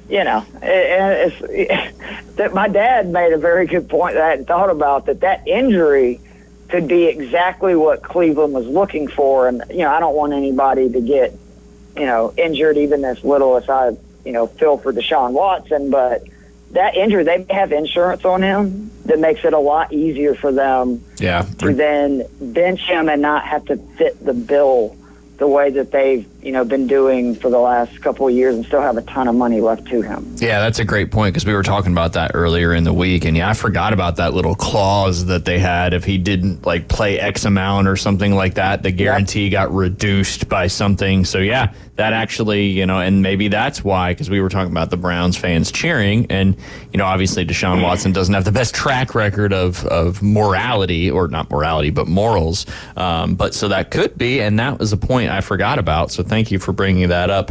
Real quick. Well, actually, thank my dad. He was the one, which was most shocking. Thank you, Chuck. We appreciate it very much. Real quick before we go to our break, Sarah Barton, you were the one that won the 2 tickets to go see Sam Miller and company tonight over there at Mosey's at 7 p.m. Panama City Comedy. We'll be emailing you those tickets. So just check your email for that. When we get back, we got Keith Fleming on the line. He is joining us as he does every Wednesday. You're listening to The Inside Drive. We'll be right back.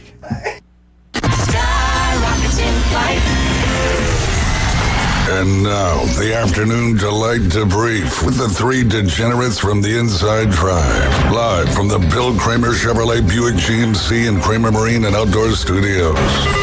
Afternoon delight. ESPN Northwest Florida.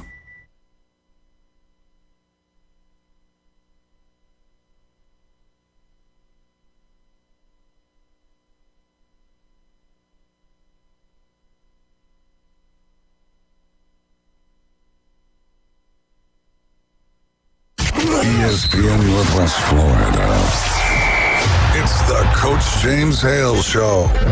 Now, the individuals is James Brown, Elvis, and I got to give credit, Michael Jackson. Johnny Cash. I love Boys to Men, one of my favorites. I'm serious. I was not jogging. I have never been caught jogging in my life. Weekday morning 7 to 9, ESPN Northwest Florida. This is Joanna with your latest forecast on ESPN Northwest Florida this Wednesday. The rest of the day, sunshine and 83 with a light breeze out of the north-northwest around 7 miles per hour. Tonight, clear skies with lows around 66. Tomorrow, sunny with very little wind and a temperature near 84. Moving into Friday, the same with a high of 84 and sunny. This forecast is sponsored by Mid-South Lumber, the best little lumber yard in Panama City. Thank you for keeping that dial at ESPN Northwest Florida. Rely on it. Are you hungry for authentic Mexican cuisine? Then come to El Rodeo Tequila Bar and Grill, where we serve up the freshest, most flavorful dishes on the beach. El Rodeo Tequila Bar and Grill, a great location, comfortable atmosphere, and happy hour from 3 to 7. Buy one, get one free, regular margaritas and 12-ounce house drafts. And you're going to love their lunch specials Monday through Friday from 11 to 3. Plus live music Wednesdays and Saturdays starting at 5:30. El Rodeo Tequila Bar and Grill, Thomas Drive across from the Navy base. It's time to pick your path and go big, go bold. You can drive away in a new 2024 Telluride from Bill Bird Kia. The 2024 Telluride protects what matters, and it's built for the long haul. Its technology will connect with confidence, and upscale all-around rugged look will take you onto your next adventure. The road is yours. Bill Bird Kia, the home of that 20-year, 200,000-mile warranty. Stop by and see us at 2435 East 15th Street or anytime at BillBirdKiaPanamaCity.com. 20-year, 200,000-mile warranties and Bill Bird Kia warranty. 4. Don't mind me. I'm just playing through. Now back to the Inside Drive, live and local from the Bill Kramer Chevrolet Buick GMC and Kramer Marine and Outdoor Studios. ESPN Northwest Florida.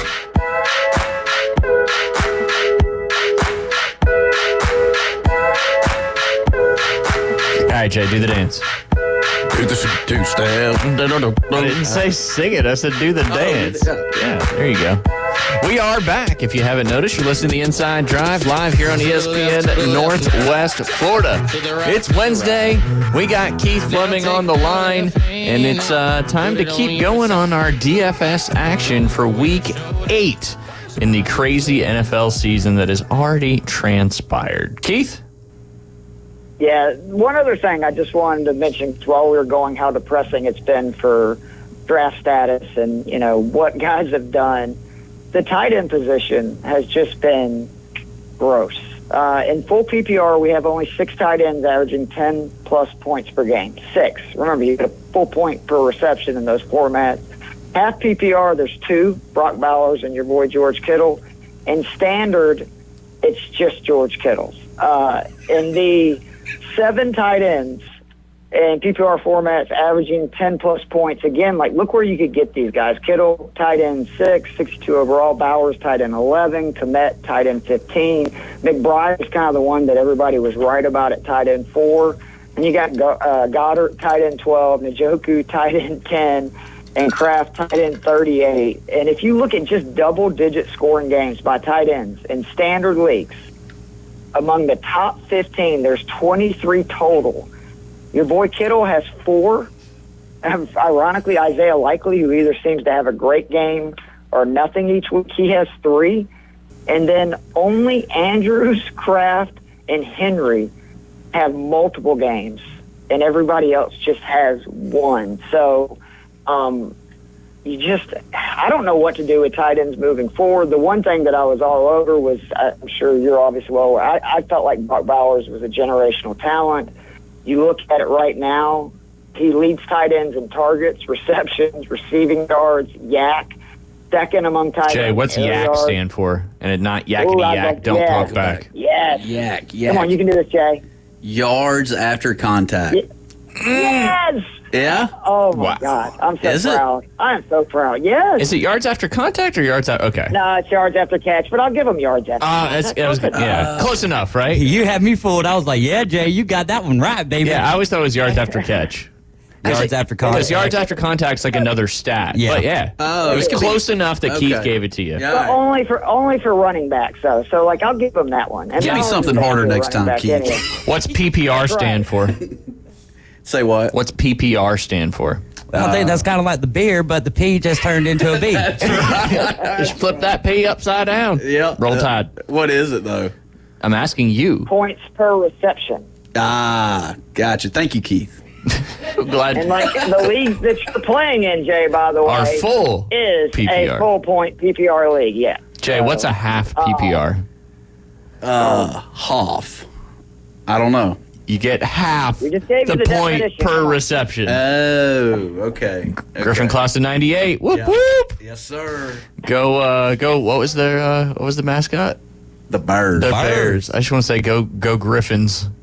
Griffinite. The mythical Pooh Bears. creature. Yeah, the Pooh Bears. All right, sorry, Keith. Toughest basketball gym I've ever played in, by Ooh. far. I swear. It is. Because they were always very athletic, that they would make their rims like concrete, right? To where if a shot touches the rim and doesn't hit all net, it would bounce out of the gym. Yeah. Did you play against Darren?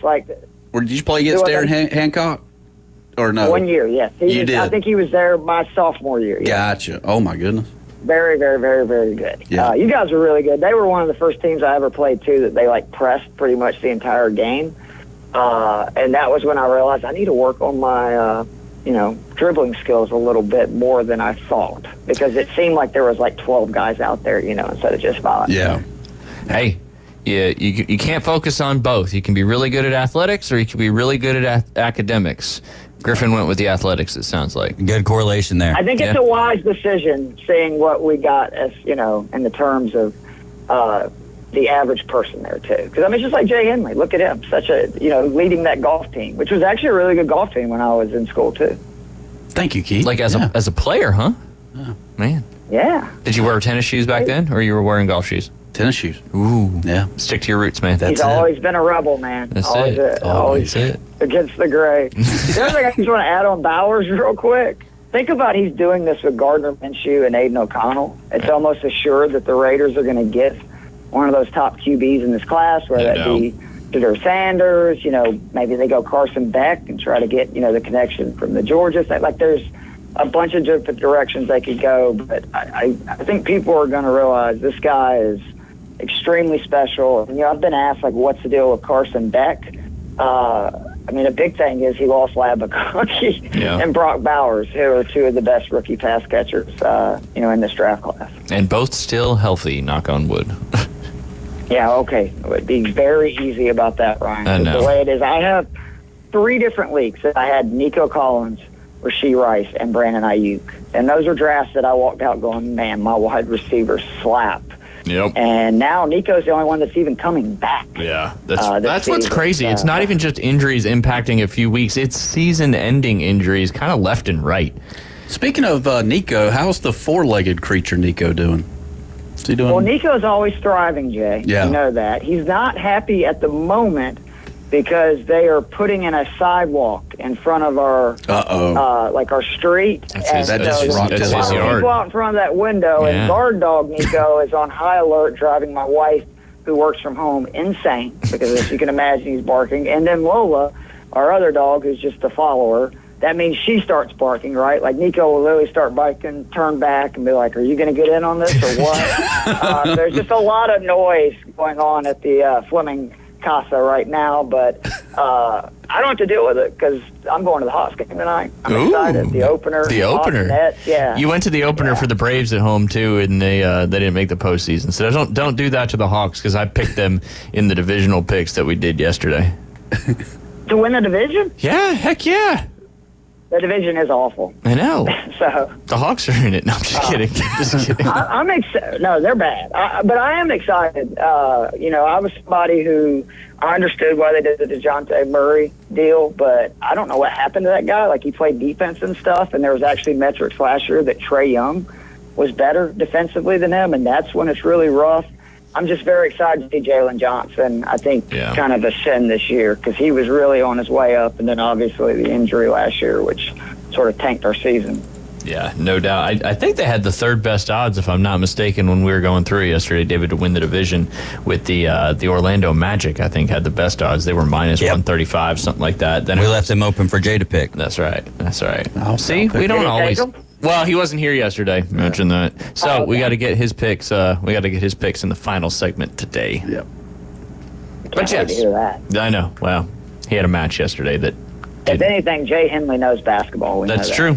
That's true. I don't know. I watched Ryan's team last night because we had a game after Ryan. Ryan's little team is good. Why you gotta say little team? Well, because y'all adjectives are descriptors. Yeah. Y'all played against some big guys last night and ran them hard. Yeah. Hey, when you go up against the bigs, you got to run the floor. Yeah. And boy, did they run the floor. Is he talking about you playing ball? Or No. Team Dynasty basketball. Yeah.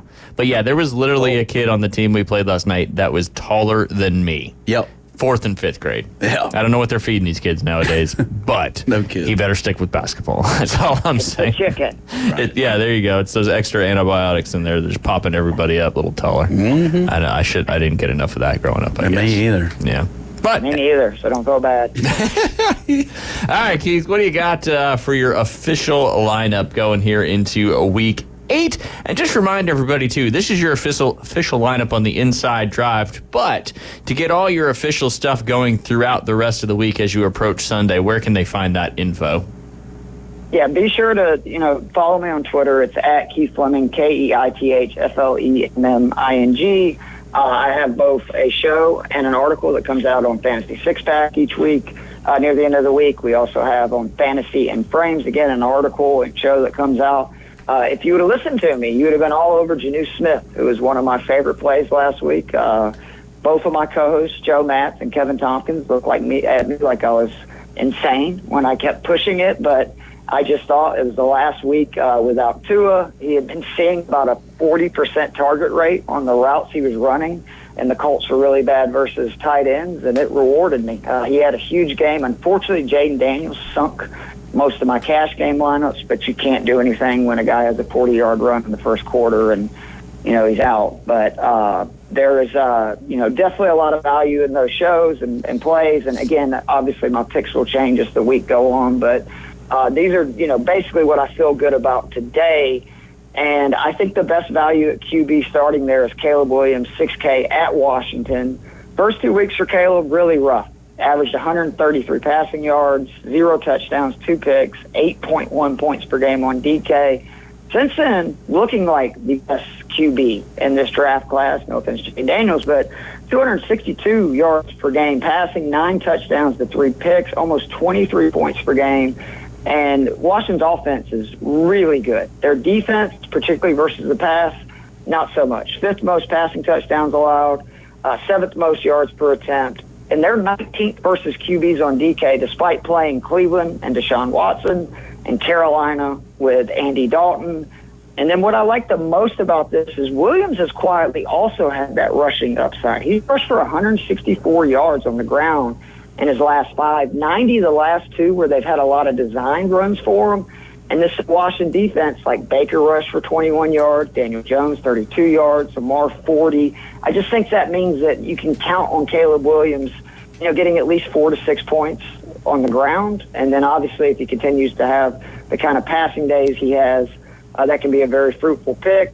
The running backs, Joe Mixon, I don't understand what's going on. 2 weeks in a row, if you'd listened to my shows and read my articles, I was just pumping like, hey, this guy's still not high owned. He's got a good matchup. And in the 2 games he had played this year, he had scored 29.5 points or more.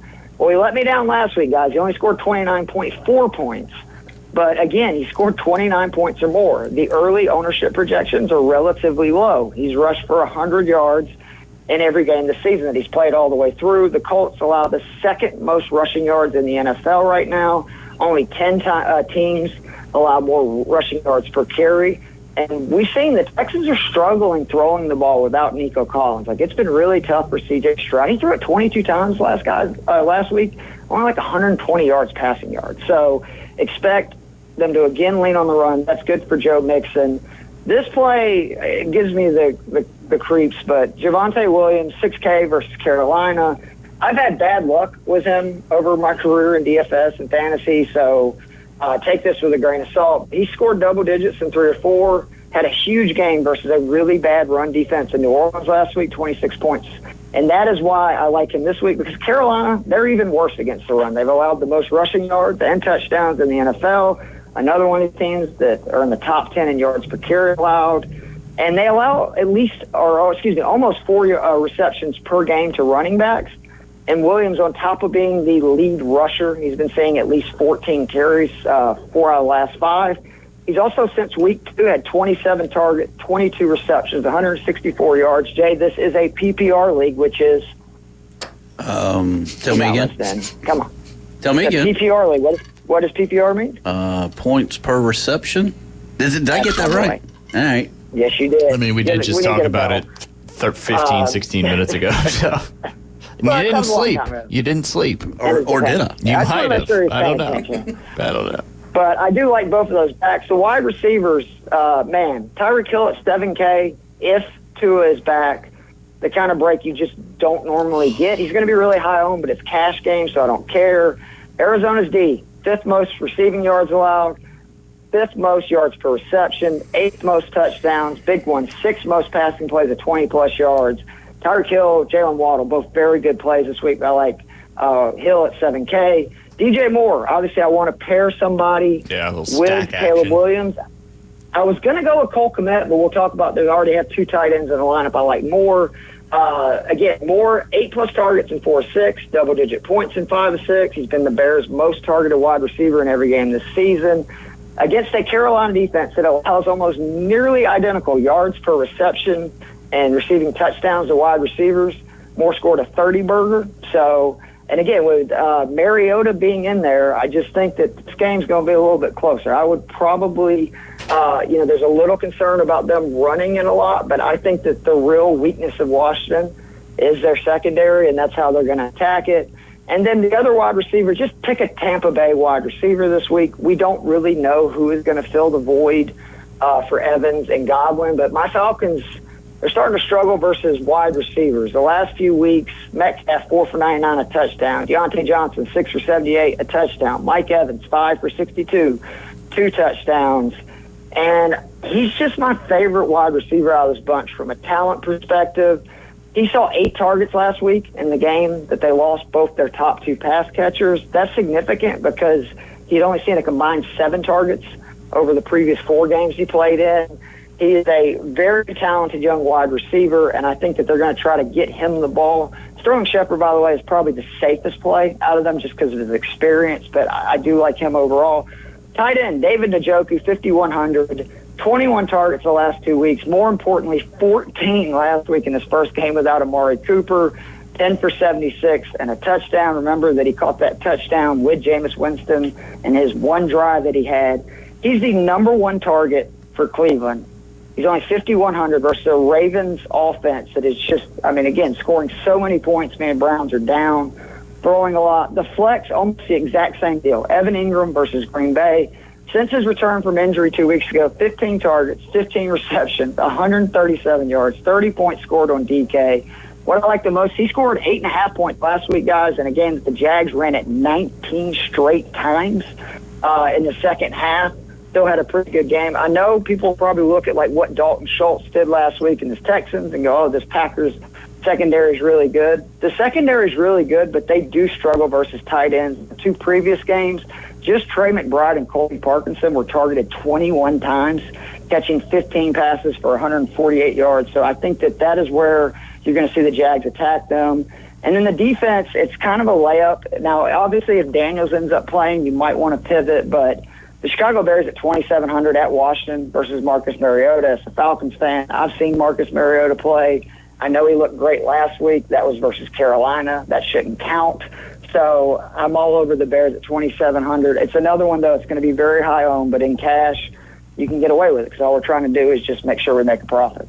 Yeah, no doubt, no doubt. Well, Keith, we appreciate your time as always. Remember, go follow Keith on X. That's Keith Fleming with 2 M's in Fleming for all his great content as we approach the start of week number 8 in the NFL season. Keith, we appreciate you as always. We'll talk to you next week. Jay, what does Jack stand for? Yards after catch. Ding! Yeah. All right, guys. He's learning. Well, ask him next week. All right, Keith, take care. All right, you guys are listening to The Inside Drive, our final segment on this beautiful Wednesday coming up next. We'll be right back. Are you ready to go under the lights? Mosley Dolphin football is back. Wide open down the sideline. ESPN Northwest Florida brings you live play-by-play coverage all season long. With David Hayes. Touchdown, Mosley Dolphin. And Kyle Wright. You take the top off the defense, and the interception turns into points for the Mosley offense. Exclusively on ESPN Northwest Florida. Are you looking to invest in rare coins and precious metals? Well, look no further. Coin and Bullion Reserves is Bay County's trusted source for rare coins and precious metals. Located in the heart of Panama City, our showroom is stocked with a vast selection of gold and silver bullion, rare coins, and currency. Whether you're just starting out or you're a seasoned collector, we have what you're looking for. Our sales staff has over 50 years of experience to help guide you through your purchase. Come and visit Coin and Bullion Reserves today and build your collection with confidence. Hello, this is Rick Vossen with RV of Panama City, your local Stormore portable building dealer, located at 2241 East Baldwin Road. Shopping for a garage, portable building, cabin? We build them anywhere from 8 to 16 foot wide, 10 feet to 60 feet long. We can do insulation, electricity, transom dormers, thermal windows. Come, let's customize a building together.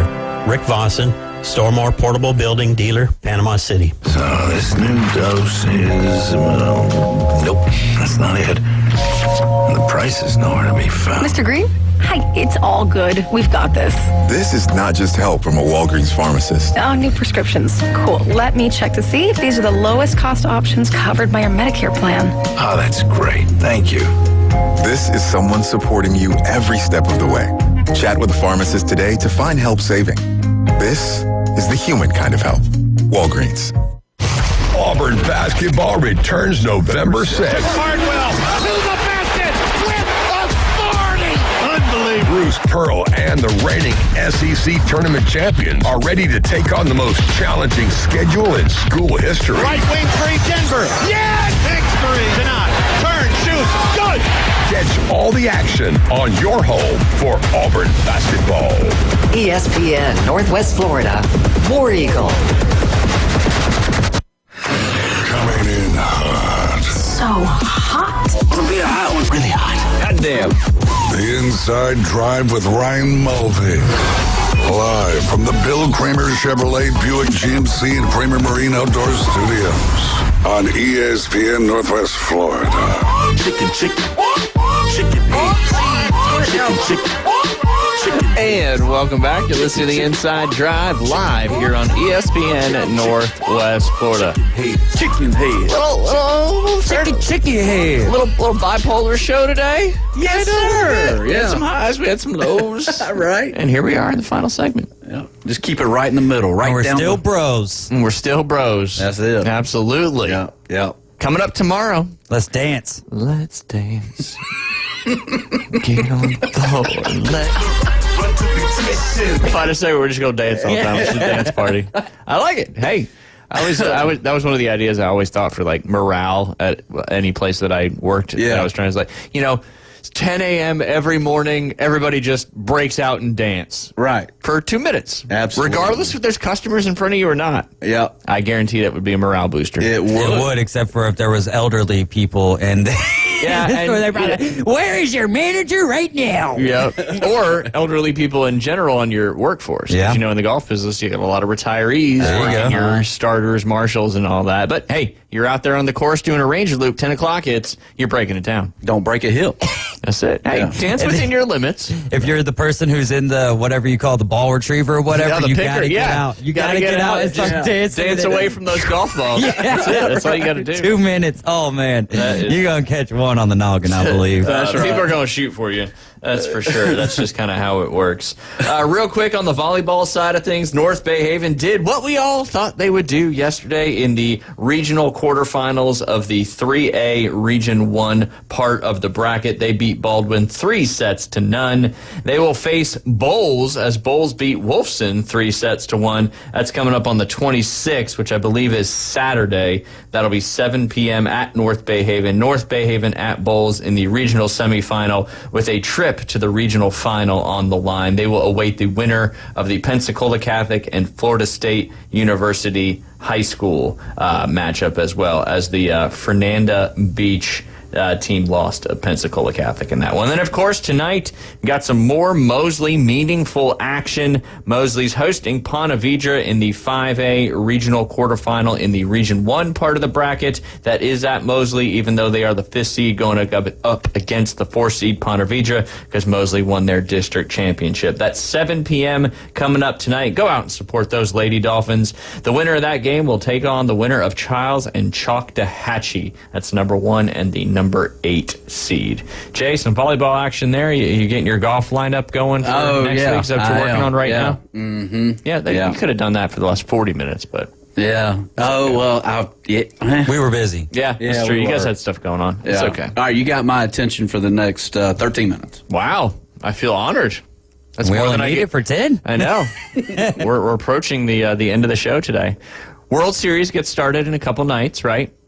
I want your opinion. Is the World Series matchup tonight probably or tonight, in 2 days, I just said that. Oh. The World Series matchup for this World Series, the biggest matchup we've had in the last 24 years or so? I'll go through that real quick. Yankees-Mets, Yankees-Diamondbacks, Angels-Giants, Yankees-Marlins, Boston-St. Louis, Chicago, the White Sox were in the World Series back in 05. Falcon Urco and a gang. Yeah, 4-0 over the, was that the Astros logo before they changed it? Has to be.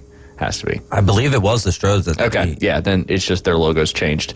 And then Detroit and St. Louis in 06, Boston and Colorado in 07, Tampa Bay and Philly. Man, there was a lot of not close series.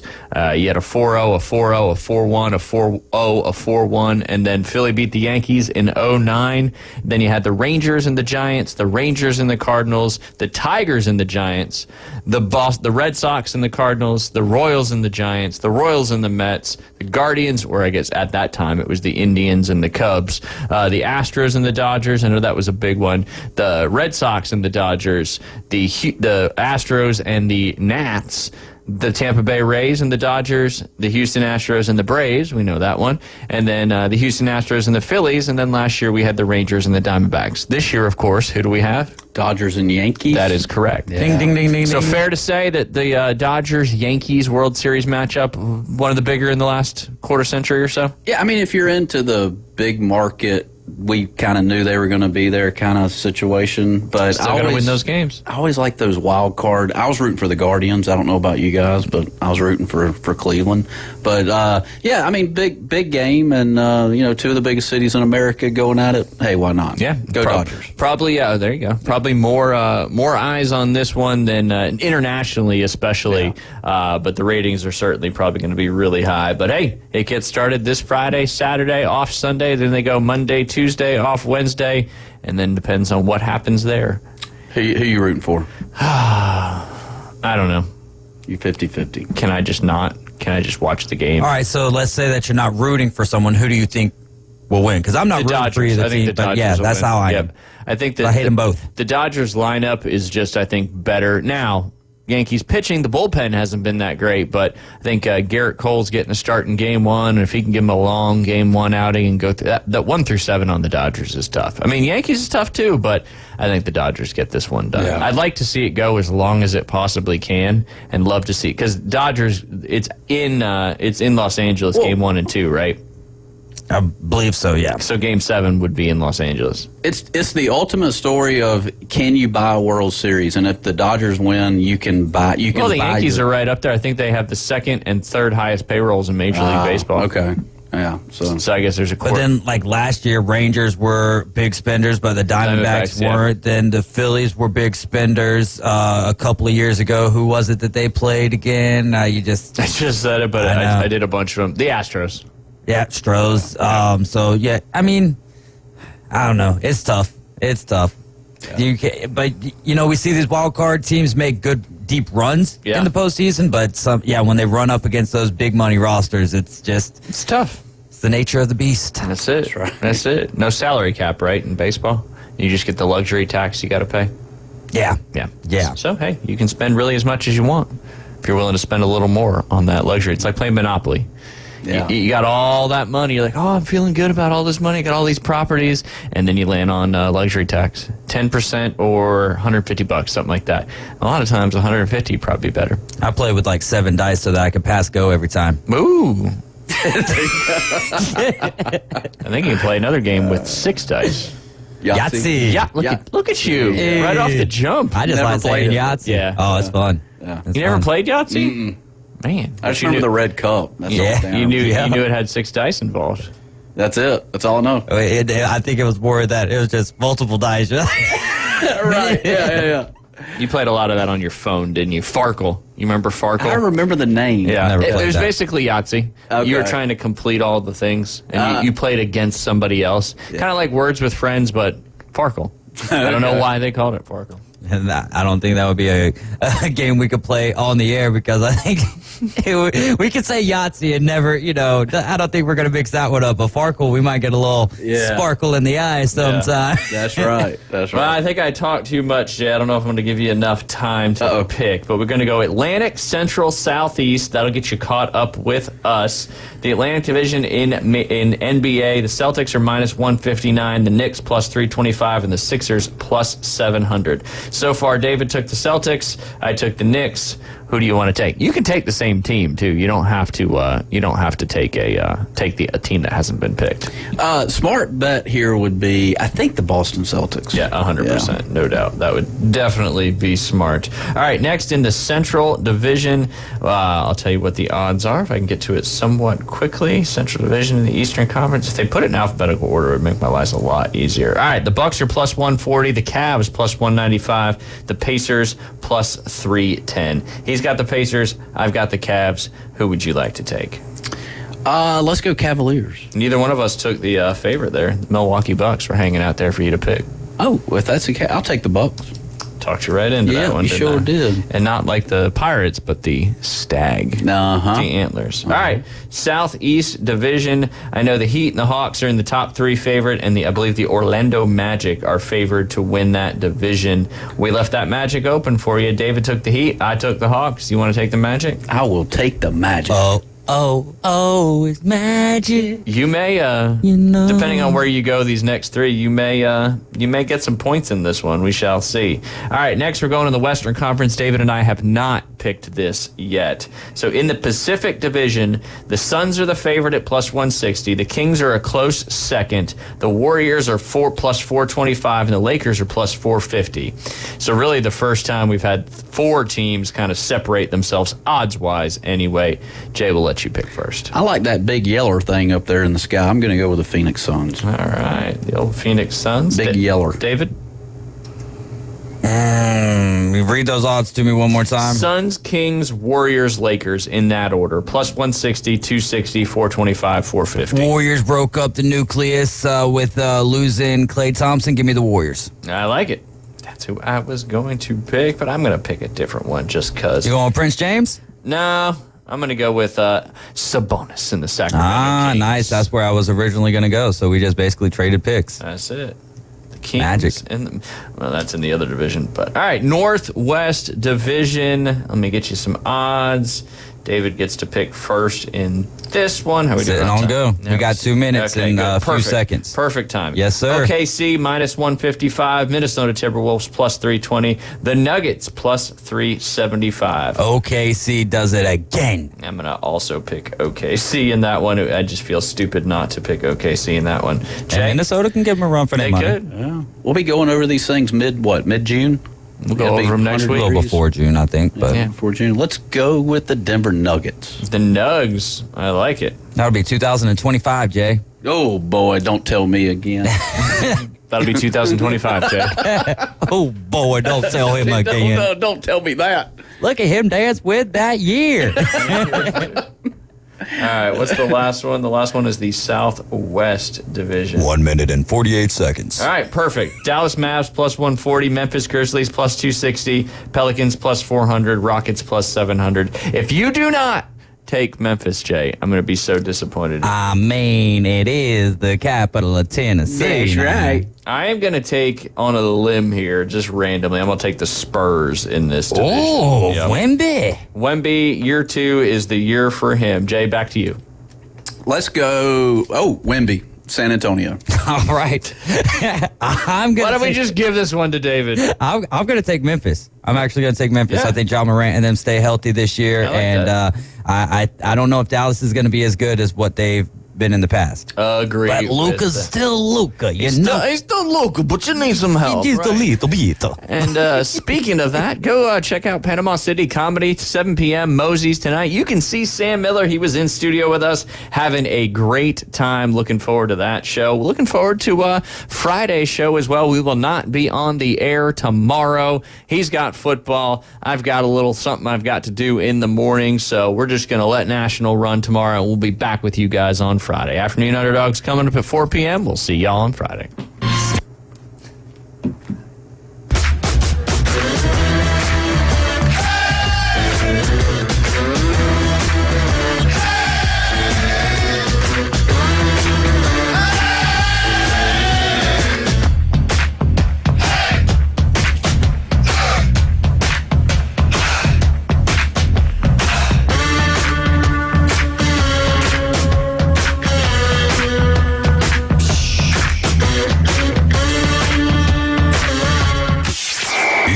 ESPN Northwest Florida. Colin Cowherd. So the Denver Broncos hammered the Saints in New Orleans 33-10. It didn't even feel that close. So when you go on the road like the Broncos did, on a short week with a rookie quarterback that didn't play well and win by 3 touchdowns, that's coaching. The Herd with Colin Cowherd. Weekdays, ESPN Northwest Florida. This is Joanna with your latest forecast on ESPN Northwest Florida this Wednesday. The rest of the day, sunshine and 83 with a light breeze out of the north-northwest around 7 miles per hour. Tonight, clear skies with lows around 66. Tomorrow, sunny with very little wind and a